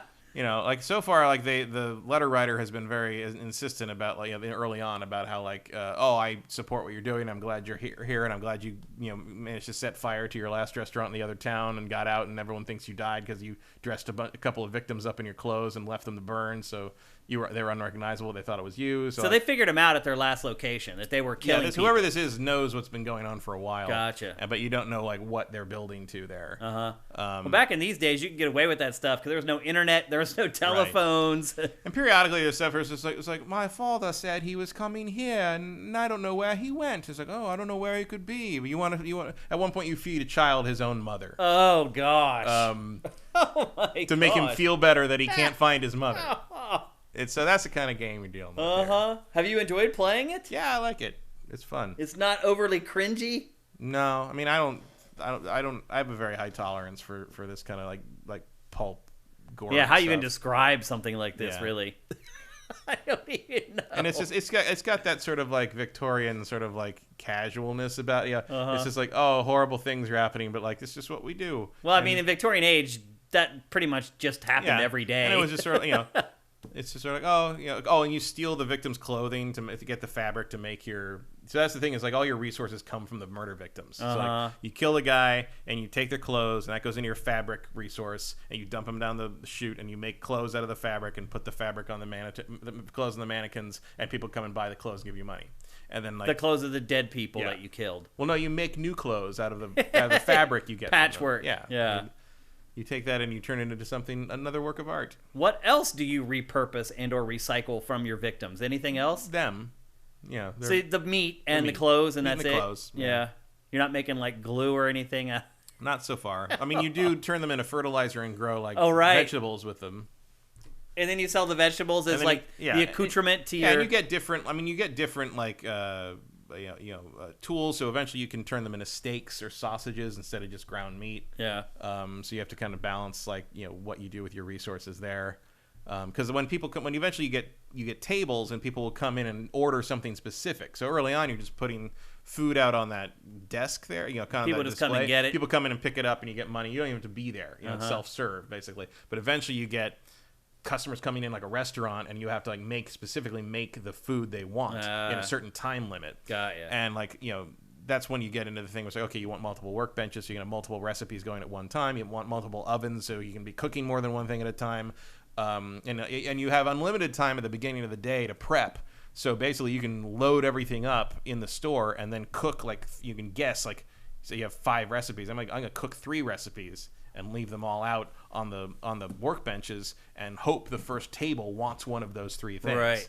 Now you're not actually like cooking the stuff and like you have to add all the ingredients into a pan. Oh, you do. You still go through that whole process. You have to walk over, get the meat from the grinder or wherever, and you put it on the workbench. And you go pick up the flour and put it on the workbench. You go if it involves it, you go get the tomatoes and put them on the workbench. And you pick that whole thing up and put it in the oven, and then you wait for the oven to cook. And then you pull it out of the oven, and you can either put it on the workbench to wait or bring it straight up. And then eventually you get to hire. There's actually it's an interesting. I'm curious how they'll continue to handle this. One of the noble people, the elite noble people that you kill early on has, I think a servant, but it might be a slave. He might be a slave because the kid says he bought him. Oh, and. So he gets told to wait outside, and then you kill the guy, and he comes in looking for him. He's like, "Oh no, he just left. I'm sorry, you missed him." And he's like, "Oh, I don't know where he is, and without him, I don't have anything." And he's like, "Go downstairs and see if my wife needs some help." And so you hire him as a waiter. So instead of her coming upstairs to put everything up there, now he's up there under strict orders to never come downstairs. And you send everything up a dumbwaiter, and he goes and takes orders and tells you what they need, and you send it up, and he goes and serves it. Wow. So it streamlines the process of going up and down the stairs a lot. But that's right when it expands out into now there's a lot more demand. And true enough, running the restaurant is way harder than keeping the murder victims quiet. If they're victims, they can't talk. Right. Well, but just keeping the murders quiet. I'm just saying the husband upstairs murdering people has the easy job. Serving all the food is way harder. Is the hard part. Yeah. Interesting. So here you see he kills her, and now he'll take her clothes, and then he puts her, toss them over there, and then dump her in the hole, and then you mop up all the blood. Yeah. And as far as I can tell, no one will come in that room until you've mopped the blood. This is horrible. Wow. So there's a kind of a Sweeney Todd, vibe to it, I guess is what I'd describe it as. Yeah. It's I'll say this, Matt. It's the most interesting point and click game I have seen in forever. Yeah. I want to play it, and I cannot remember the last that's a traditional point and click too. I can't remember the last game like that I've really, really wanted to play. It's available for pretty much everything. How much does it cost? Please don't tell me $60. This is $5. It's $5? Yeah. That's the deal of the century. That's amazing. Not bad. It's $5. definitely worth $5. How long is the game? Do you know? Certainly longer than $5. Yeah. Yeah. I've played 2 hours of it. I feel like I'm maybe halfway through it story wise. Wow. What a good deal. I'm sure you can just keep playing it. Yeah. Just keep making more and more money. Yeah. Huh. Well, there's a lot of upgrades. There's a long way to go. Ravenous Devils. Why is it called that? I think it's just Ravenous Devils. Eating, Yeah, well, they're ravenous and they're devils because they're evil, but also it sounds like a very British insult. It does. It does, actually. But again, it's available for every platform. PC, all Xbox, it's on everything. all PlayStation, Switch. I will say this plays way better with a mouse. Oh, really? Way better with a mouse. Like, I tried it with a controller, and I was like, I don't see what the mouse is like. A way better. Like, if you can play it on PC, play it on PC. Or on Switch, maybe with the touchscreen. Maybe. I don't know how well that would work. But all I know is, like, because, like, you saw in the footage, like, you're using this little cone of light to sort of, like, on that, you're just pointing and clicking. And also switching between the floors is just the mouse wheel, which is just, it's so much better. Okay. So PC preferable platform. I strongly recommend PC or anything you play with a mouse or a touch screen probably would be better. Okay. So there you go. This Ravenous Devils. That's an enthusiastic thumbs up to spend $5 and yeah, in this drought. Way better than Vampire. Yeah, these droughts, those are the exact type of games we're looking for. Cheap and good. Okay, let's move on. We're going to talk next and lastly, for episode 301, about Silent Hill. We've hinted at some things about Silent Hill in the past here on GameFace. This has been percolating for years. We've even been privy to some insider information on some of this stuff, and now it's all starting to leak out. In the last week, 3 different Silent Hill projects have come to light, all from various reliable game leakers, so to speak. There are so many of those now. Yeah. Are you surprised how many people there are out there that we don't know that are privy to, like, crazy information anymore? No, because there's thousands of people that work on these things.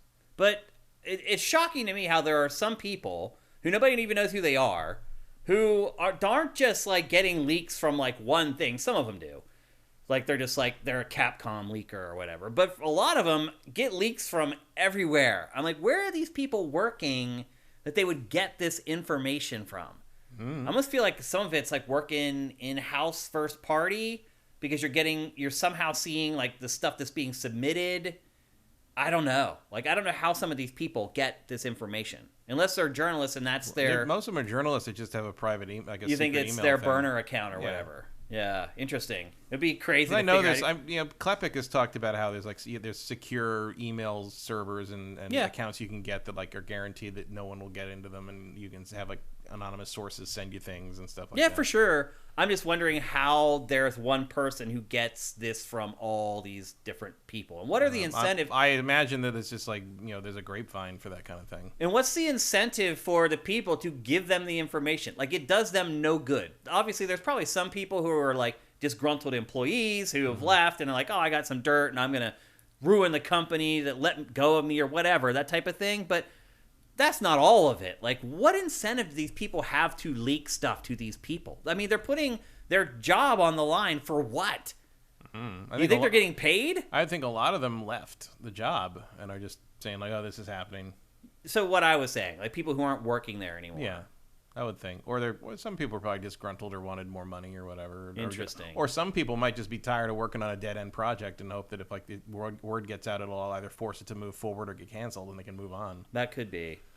Sometimes, like, that seems to be like, people are sending out stuff about, a distressed project or whatever. There was a leak like that this week about Starfield, but it didn't really seem very substantial. So who knows? Like, it's hard to separate the wheat from the chaff on some of this. It is, for sure. All you can do is look at the history of the leaker, and if they've been right all the time, then you can kind of trust them. If they've been wrong, you can't. Like, I'm sure that, like, these leakers have tons of stuff they don't publish because it all turns out to be nonsense or unverifiable. Yeah. So. I'm not so sure that a lot of journalists who run these stories anymore are verifying Maybe not. Stuff. But sometimes, like, you can be like, oh, you hear something from somewhere, and then you can go to someone who, like, wouldn't leak something but is in a position to know things. And if you're like, what about this thing? And they'll do some, I certainly know a couple people that are like, you might. I know if it's not a thing, they'll say no, and if it is a thing, they'll be like, well, I don't want to comment on that. It's like they can say yes without saying yes. I mean, I get information that way sometimes. So I'm sure there's a lot of that going on. So there are 3, according to these leakers, and some of them are very reliable, like Jeff Grubb from VentureBeat. According to these various leakers, there's a remake of Silent Hill 2 in development. That is according to Jeff Grubb. There's also a full sequel, like the next Silent Hill, that's in development. And Most people believe that is under development at a prominent Japanese studio. And then there's a third story-focused episodic series that's also in development. Now, according to Jeff Grubb, again from VentureBeat, the remake of Silent Hill 2 will feature reworked AI, new animations, new puzzles, and several new endings. And he also claims that it will potentially be a timed exclusive on PlayStation consoles. Do you think that that's a good idea, Matt? I don't think it really matters. You don't think it matters at all? No, I think this is all kind of a dead end. What do you mean a dead end? I don't think Silent Hill matters anymore. Oh, you don't think Silent Hill as a property matters anymore? I mean, obviously there's a very dedicated fan base, but I think that is under 1 million people, and it won't matter. I think you're talking about Evil Within numbers for this kind of thing, if you're lucky. Really? Yes. Driven by the fact that there hasn't been a good Silent Hill game since I was in my 20s. 2001 is when Silent Hill 2 was released. Yeah, I would say Silent Hill 3. It's 21 years old. I would say Silent Hill 3 is the last good Silent Hill game. The Room... The Room was garbage. Yeah. And it wasn't even supposed to be a Silent Hill game. That's where it kind of fell off, yeah. And then everything else was just sort of like... Man, like I think Silent Hill 2 is one of the greatest games ever made, but I think the rest of the series I could take or leave it for the most part. 1, 2, and 3 are really good. Good to great, depending on which one you're talking about. And beyond that, it's just been trash. Now, Jeff Grubb is reporting the Bloober team is working on the remake of Silent Hill 2. That is something that has been out there for a long time. We've known they were doing something Silent Hill related. Because the head of Bloober team... I didn't realize how much vitriol there is around Bloober team. Like, people hate them. Yeah, why is that? I don't really know. I haven't watched the Jim Sterling video yet. They seem like they're perfect for the project. Maybe. I guess people didn't like a couple of the things they made. I thought Layers of Fear was pretty good. Layers of Fear was good? Absolutely. I didn't play Blair Witch. I don't know. I played a little bit of it. It wasn't great. But Observer is really good. Yeah, Observer was good. But it's more cyberpunk. Yeah, I don't know. But all their games have, at the very least... It's got to be better than the Silent Hill HD collection. Yeah. I mean, at the very least, all Bloober Team's games have a horror bent. So they are experienced with working with suspense. But if you're remaking a game, does that stuff even matter? Obviously, I would assume they're ditching fixed camera perspective. That's going to go away. Well, the Silent Hill 2 doesn't have fixed camera perspective. Well, for indoor areas, it does. I thought it moves. I thought indoors. 3D. No, it's all 3D. Really? Yeah. I thought for sure. Silent Hill has always been 3D, all free camera. Man, I mean, you don't control the camera, but like it moves. Yeah. That's what I'm saying. It's a fixed camera. You can't move it yourself. Yeah. Indoors. I thought outdoors you could move it. No, you can't move the camera in Silent Hill. Outdoors you can't? Nope. Okay. But I know indoors for sure. It's the typical Resident Evil. Like now the next camera is perched up in the corner of this room. No, it's not because the camera moves. That was the difference between Resident Evil and this was the camera moves because the Resident Evil was pre-rendered backgrounds.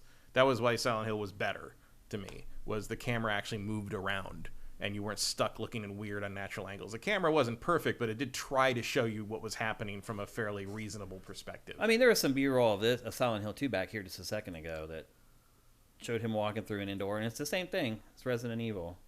It just cuts all over the place as you make your way through, and you're like using tank controls and having to figure out, see? Yeah, but it also moves. See, it moves. Yeah, but Resident Evil does that. Not the old ones. Yeah, it does. I mean, it pans, but it doesn't tilt like that. You can't tilt on a still image.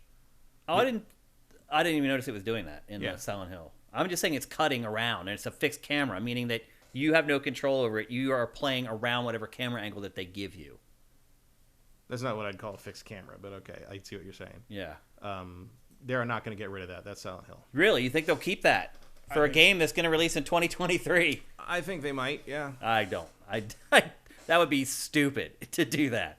I mean, I get it. You don't want to go too far away from what people know Silent Hill for, but I just don't think most people are going to want to do that in 2023. I would argue that is pretty essential to the identity of the series, at least in this era of the series. And if you change that, you're going to basically turn it into just another game. Which is fine. Maybe that's the best idea. I mean, part of the problem here, like this, like the fact that it can do this is dynamic in a way that Resident Evil was just not doing yet. Yeah. Following a character. The camera never followed the character. No, because you couldn't, because there was no environment. It was just pictures. Yeah. It was trash.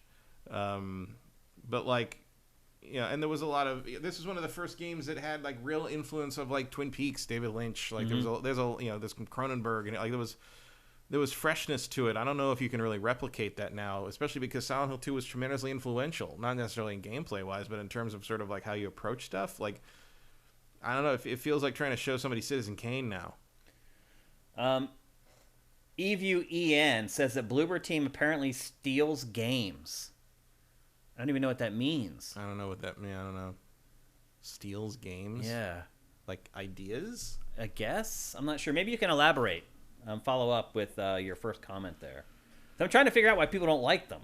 I don't get it. Because they're a smaller developer, and like I don't expect their games to be, like Resident Evil 7 or Resident Evil Village or anything like that, because they just don't have the teams or the budget to do something like that. So my expectations maybe are set a little more realistically. Yeah, Code Veronica was the first Resident Evil game with a 3D environment that could move the camera like this. Mm-hmm. And I don't think a remake is coming anytime soon, because that game is awful. Yeah. More details on the Silent Hill 2 remake. Akira Yamaoka, he actually has worked with Bloober Team before on the Medium. He has already teased that his next game project was, quote, the one you've been hoping to hear about, unquote. So pretty sure that that's Silent Hill. And again, since he already has that relationship with Bloober Team, he's probably working on the Silent Hill 2 remake with them.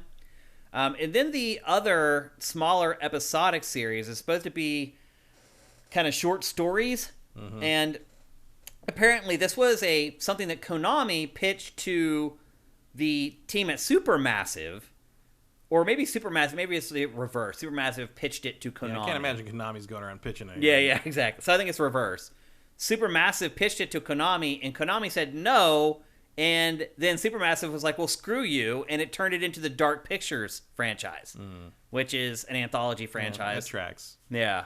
I've always believed, back when this Silent Hill 2 came in, because Silent Hill 2 has nothing to do with Silent Hill 1, outside of being set in Silent Hill. Yep.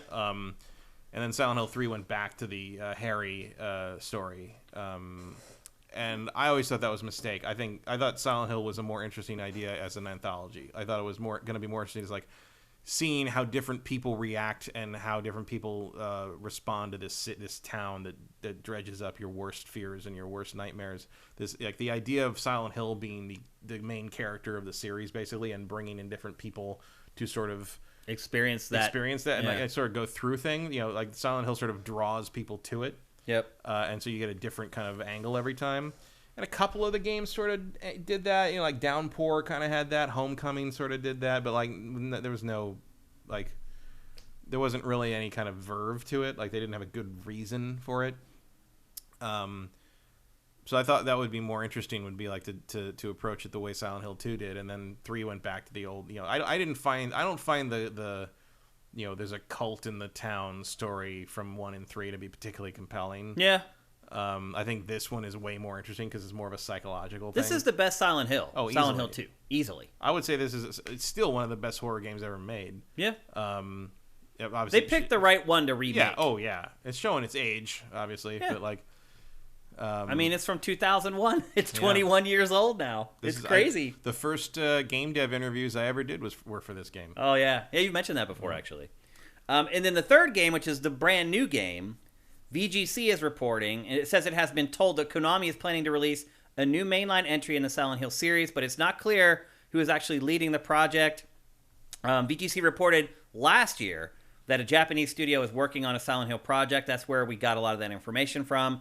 And then there were some images leaked in the last week, and I didn't bother grabbing them because they're really just crap. Honestly, did you see them?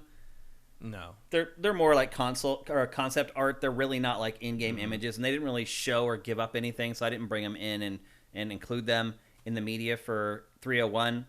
But the images leaked last week are understood to be related to a PT-style teaser game codenamed Sakura, which is intended to be released as a free digital title to build anticipation for the larger project. So the leaked stuff that came out this week actually wasn't even from the next big Silent Hill release. It's some little spin-off thing, kind of what they did with Ayuden Chronicle that we talked about last week on the show. So with all that in mind, none of that excites you? No. Really? I mean, not even the remake of Silent Hill 2.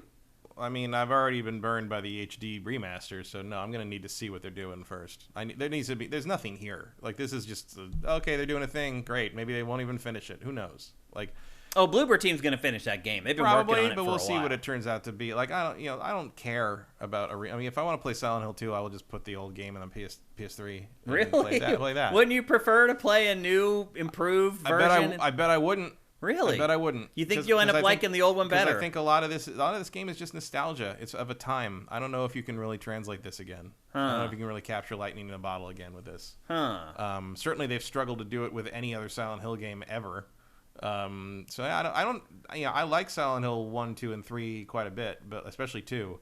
But it's okay to let things go. It's okay. Nobody wants to do that anymore. It's okay to just leave them in the past and come back to them once in a while. Not everything needs to be remade. Not everything, And like, I have no faith in Konami to do any of it right. And it's risk, though, Matt. They're trying to avoid risk.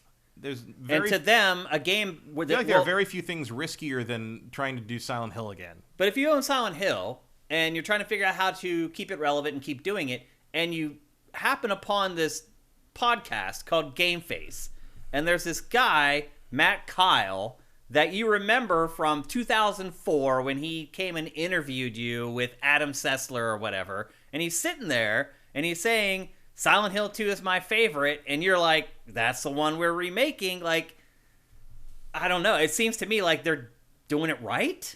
I mean, if you absolutely have to do it, I guess. But like, you're gonna need to show me way more than a little leak in the news to get me excited about that. There have been more terrible Silent Hill games than good ones. Oh yeah, like, I'm not denying that at all. Like, I don't, and I have, we know for certain that you can screw up a remake. There's nothing stopping you from making a bad version of a good game. Yeah, and what we're seeing right now is a Silent Hill Downpour, which is a game that most people point to as like the only decent kind of recent Silent Hill game. I guess, and even that isn't. It's not good. It's not good. Yeah. I mean, some people like that horrible Wii one, Shattered Memories, or whatever it was, which is like a weird remake of the first game. Right. Yeah. I hated that game. I didn't like it either, actually. And like, I gave it like a 2 out of 5 or something, and people lost their minds because it was just Silent Hill. You can't give a Silent Hill game a 2 out of 5, Matt. By then you could, but everybody thought it was like finally a good Silent Hill game. I'm like, there's people that still think that's the greatest game in the series, and I'm like, I don't know what the hell you're on, but it's terrible. Eric Cartmenez is asking, should they just reboot the franchise? No, they should just never touch it again. Like, it's over. It's fucking over. But it is a unique concept. Like, even horror movies other than Silent Hill movies. It's not a unique concept. It's just Jacob's Ladder. Like, it's. I don't remember Jacob's Ladder.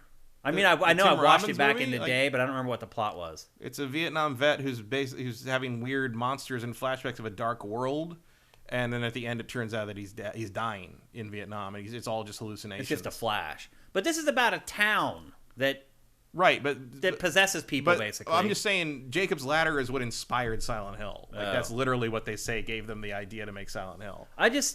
This concept hasn't been like overdone, is what I'm saying. Like, there's no other games that have a town as like the main character in the game, and everyone else is kind of just swapped in and out. It's the town that stays the same. Well, neither are most of the games either. Like, I mean, maybe they don't do it because it's not a great concept. I don't know, but I mean, there's something there, but it's like they've never done anything with it. Yeah. Beyond 2. I mean, 2 is the closest they got to really taking advantage of that.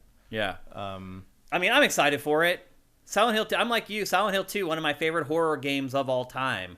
However, I'm not quite as nostalgic as far as wanting to go back and play it again now. I tried it 5-6 years ago, maybe, and I couldn't get that far into it. It just was so clunky, and like, it's one of the few games I think that I did play backwards compatible on my PS3 Fat. Silent Hill 2. There weren't many that I used that functionality for. So I am excited for this, and I am excited for Bloober Team to be, I think they're the perfect partner. If you can't get, like, Capcom's RE team to do it, like, it's hard for me to think of another team that would be better at it. So I'm pretty hyped for that. Do I have faith that the new game will be something worth anything? No, because if Konami's heading up that project, it probably will be an unmitigated disaster. But remaking the second game, that seems like a good idea to me with the team that they have involved with it. I mean, if you have to go back to this well, I guess that's the closest thing you can get to a good idea. But, like, the episodic stuff. Like, I have lived without Silent Hill for almost 20 years now, and I am fine continuing to do so.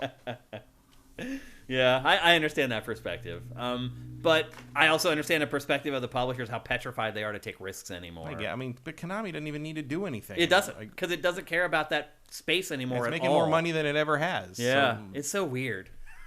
It really is bizarre. I guess it just shows you how much money they were losing on a lot of their projects back in the day. I mean, it definitely seems like they made the right call doing what they did, even if we don't like it. It's hard to begrudge them, because ultimately they're making more money now, and their stockholders are definitely a lot happier than they were. Although on the flip side, if they continue doing it, they probably would have been bought by now. We might be getting games made by better things. That's a good point. Because you're right. Like, as an acquisition target, Konami is not desirable. Not desirable.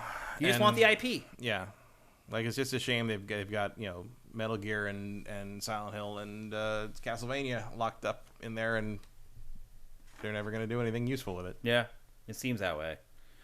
But yeah, that's the latest on Silent Hill. 3 games coming. One is a remake of Silent Hill 2. One is a brand new game. What will that be? Will that be Silent Hill 5? I guess. No, I mean, you're up to Silent Hill 7 or something at Would this it be? point.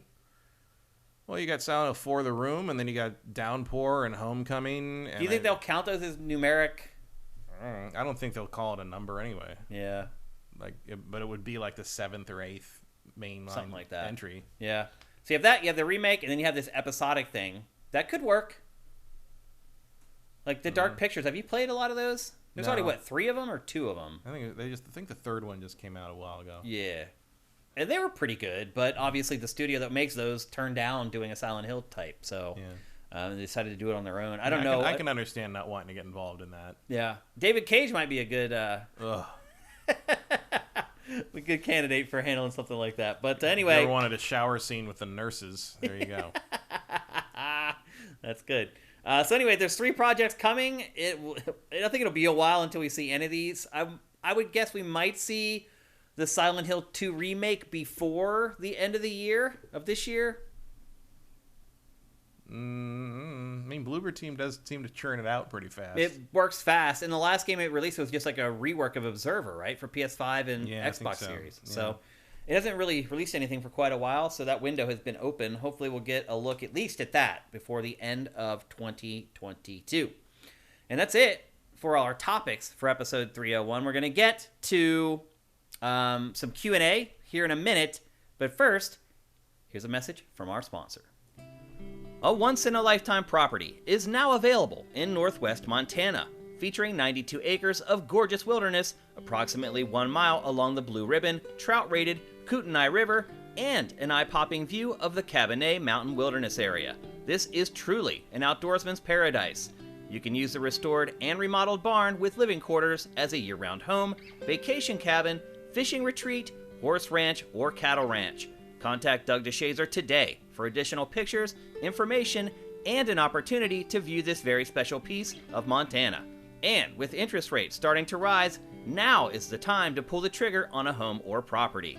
Even if you're not able to relocate to Montana, worry not, sifters. Doug DeShazer has facilitated home and land sales in California, Texas, Oregon, Washington, and many other states. He can find you the perfect real estate agent for the job, no matter where you live in the U.S.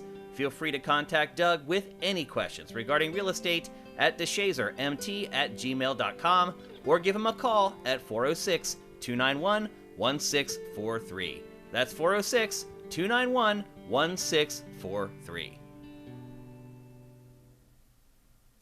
Thanks once again to DeShazer Ryan Realty for sponsoring GameFace. We're going to do some Q&A. So the main series is considered to be 1 through 4, Origins, Homecoming, Shattered Memories, and Downpour. So this would be Silent Hill 9. Really? If they decided to go the numerical? Which they're not. I'm sure it'll be Silent Hill : something. Yeah, some subtitle. Silent Hill something coming in 2024. something. We're going to do some Q&A here. Get your questions into the chat at Sifted Games. That way we can pluck them out from all the regular conversation.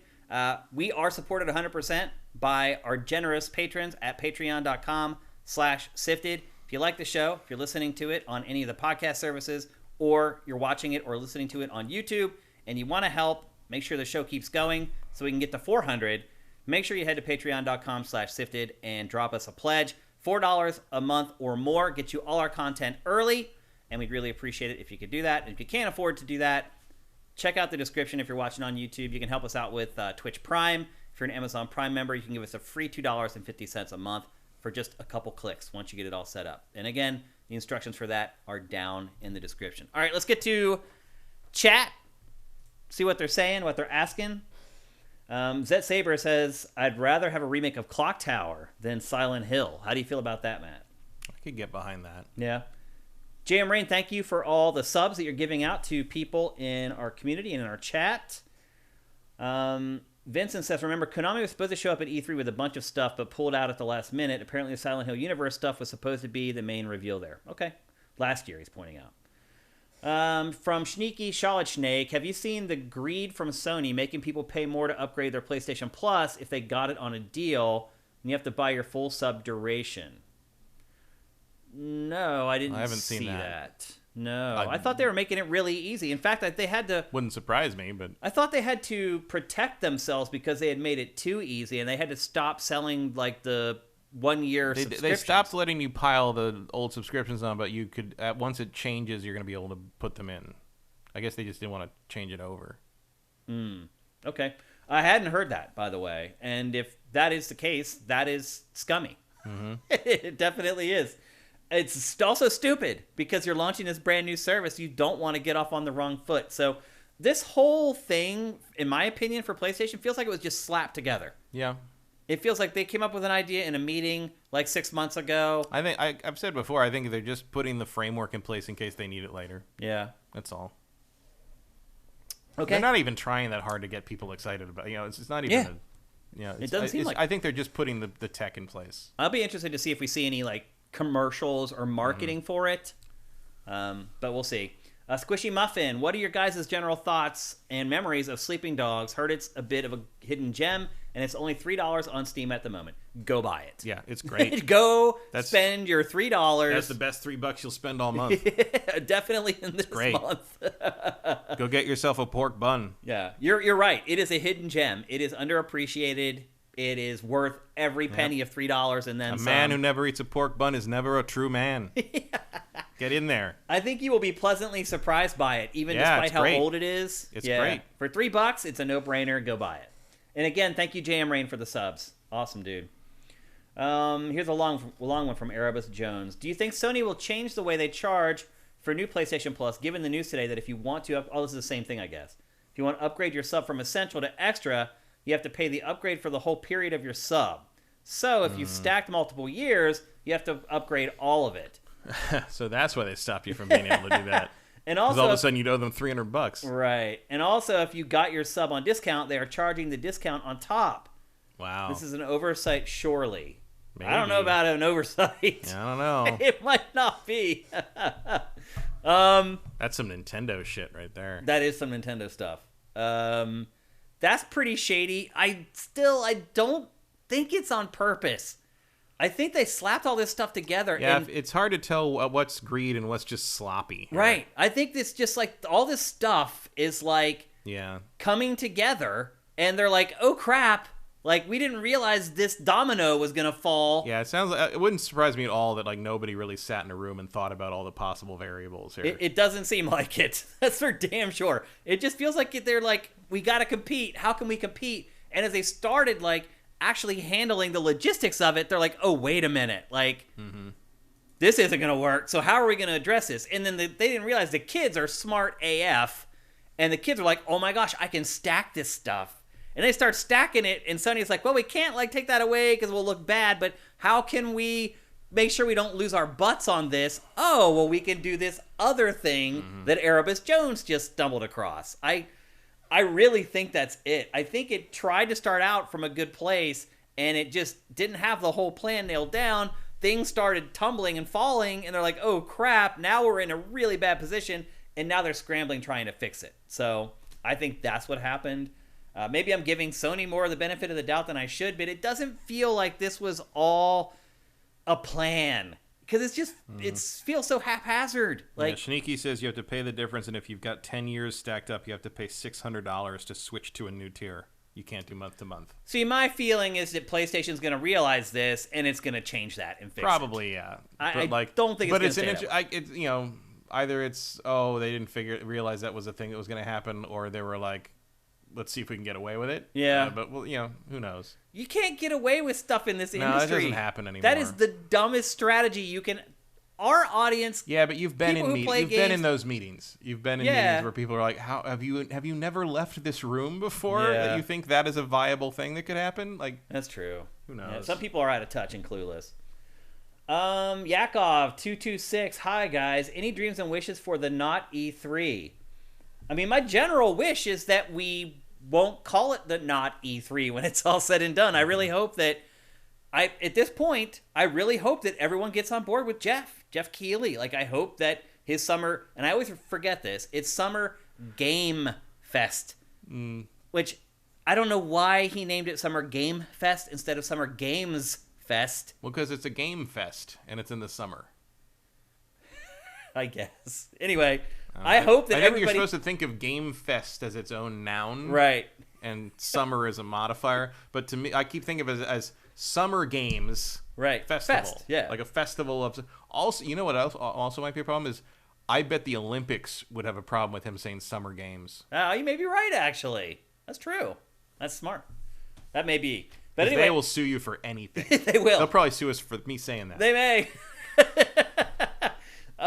But anyway, to your point, I hope that everyone gets behind Jeff, and Jeff has like an amazing blowout that lasts like 3 days. It already seems like he's trying to concentrate it into that week instead of making it this long, drawn out, all summer. I think there long will thing. still be stragglers or doing their own thing across like June and July, but yeah, I'm sure we'll get like a late Nintendo Direct in July about Xenoblade and like things like that. But like, I think people did sort of learn from last year that spreading it out is sort of, it's hard to keep people's attention that long. Their interest, yeah. So, and some of the announcements that Jeff has already made, it does sound like he's concentrating it into a 3-day period, which means we could have kind of a little pseudo E3 this year. So, my dream is that is in fact what happens. Little Wii 3. Yeah, there we go.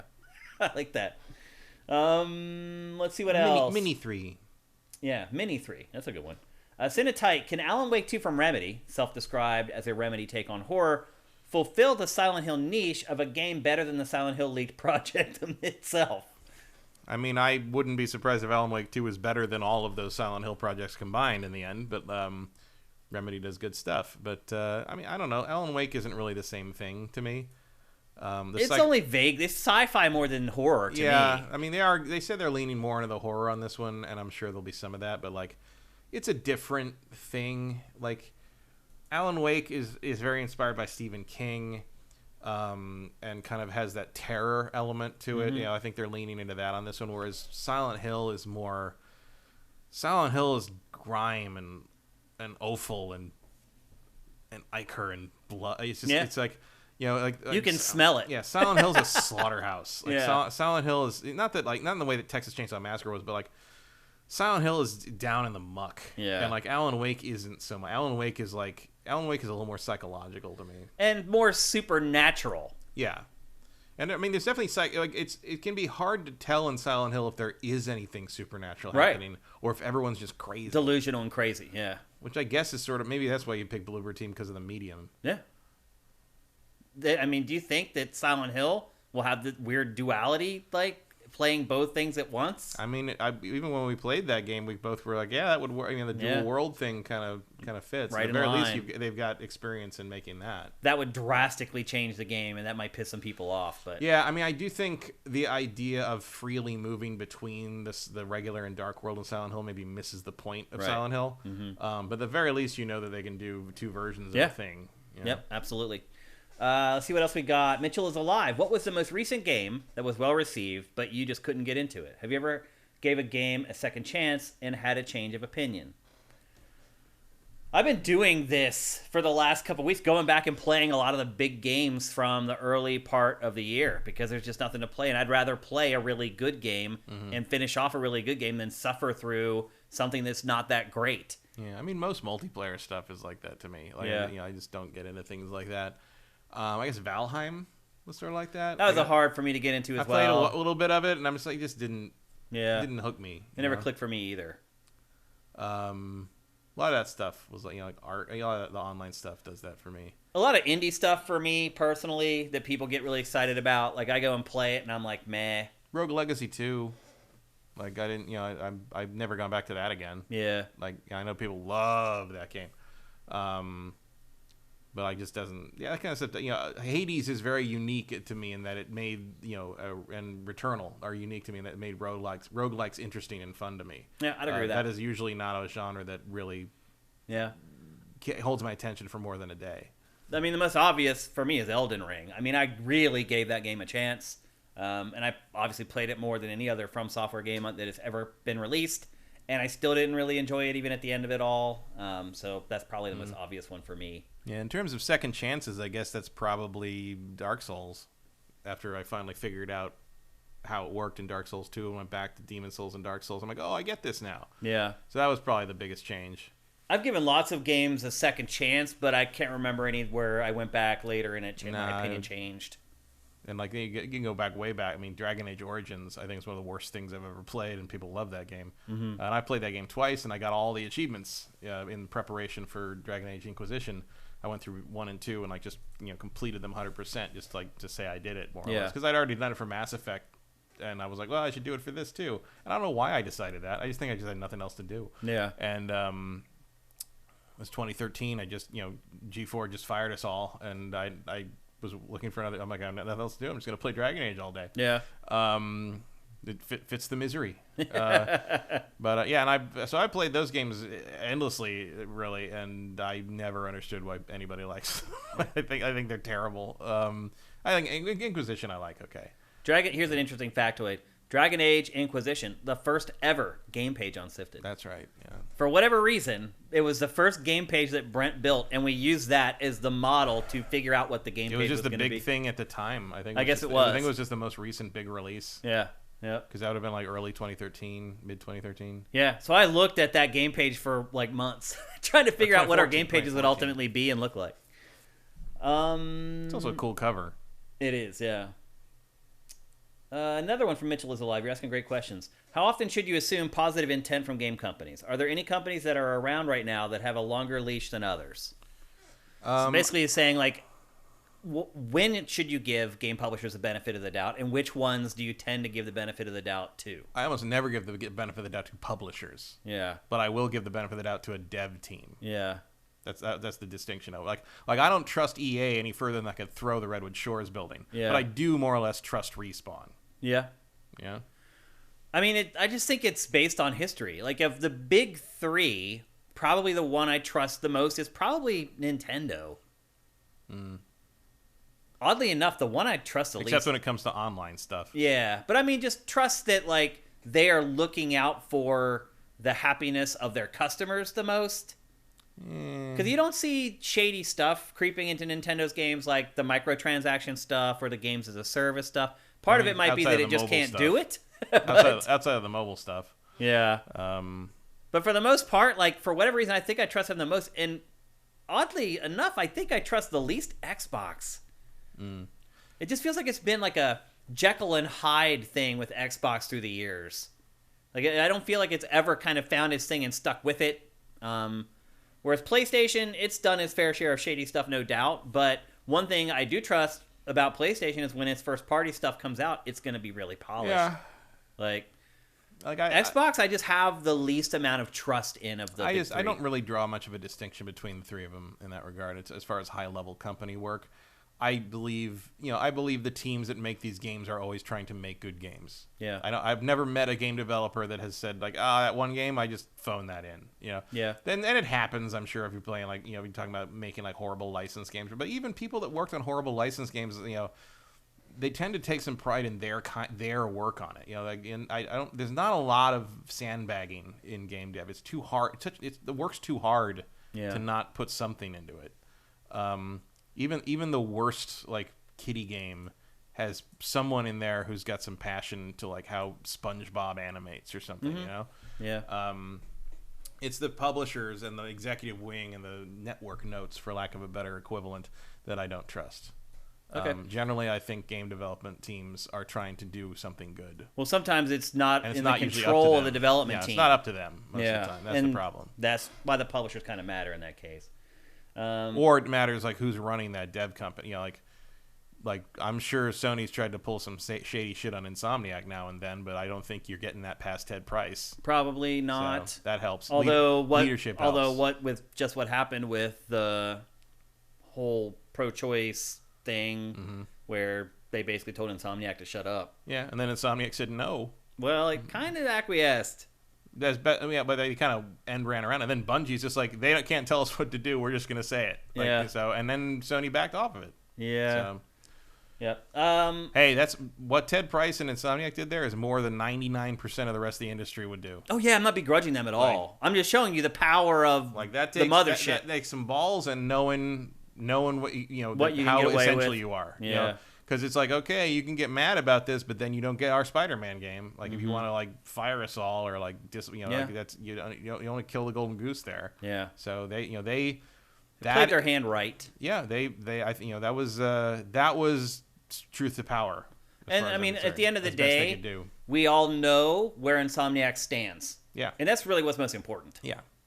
Yep. You're gonna feel okay buying Spider-Man 2 Yep. after all that. Lestevid, thank you, man, for the tier 1 subs that you're giving out to people in our chat. That's awesome. We'll take one more. Here it is from AmmoClip20. Do you think Microsoft will have a lot of first-party games to finally show off during their non-E3 show, or will it just be mostly Starfield and third-party stuff? I don't think it's gonna be any Starfield at all. Really? Yeah. You don't think they're going to show the first gameplay at Starfield? They might not. I think they will. I think that game. I think they either open or close their show with it. I think that game is further out than we think. Like, you don't think it's coming Q1 of next year? I think it may not be next year. What? Oh my god! If that were the case, that would be insane. I personally think that it's going to show a ton of first-party stuff because I think we might see something from Fable finally. Fable. I think we'll see the first gameplay of Avowed. I think we'll see the first more gameplay of Hellblade. I think we'll see Definitely some Hellblade. First gameplay of Starfield. I think we'll see probably the first gameplay of Redfall. I think we'll see the first real gameplay of Forza Motorsport. I think we'll see.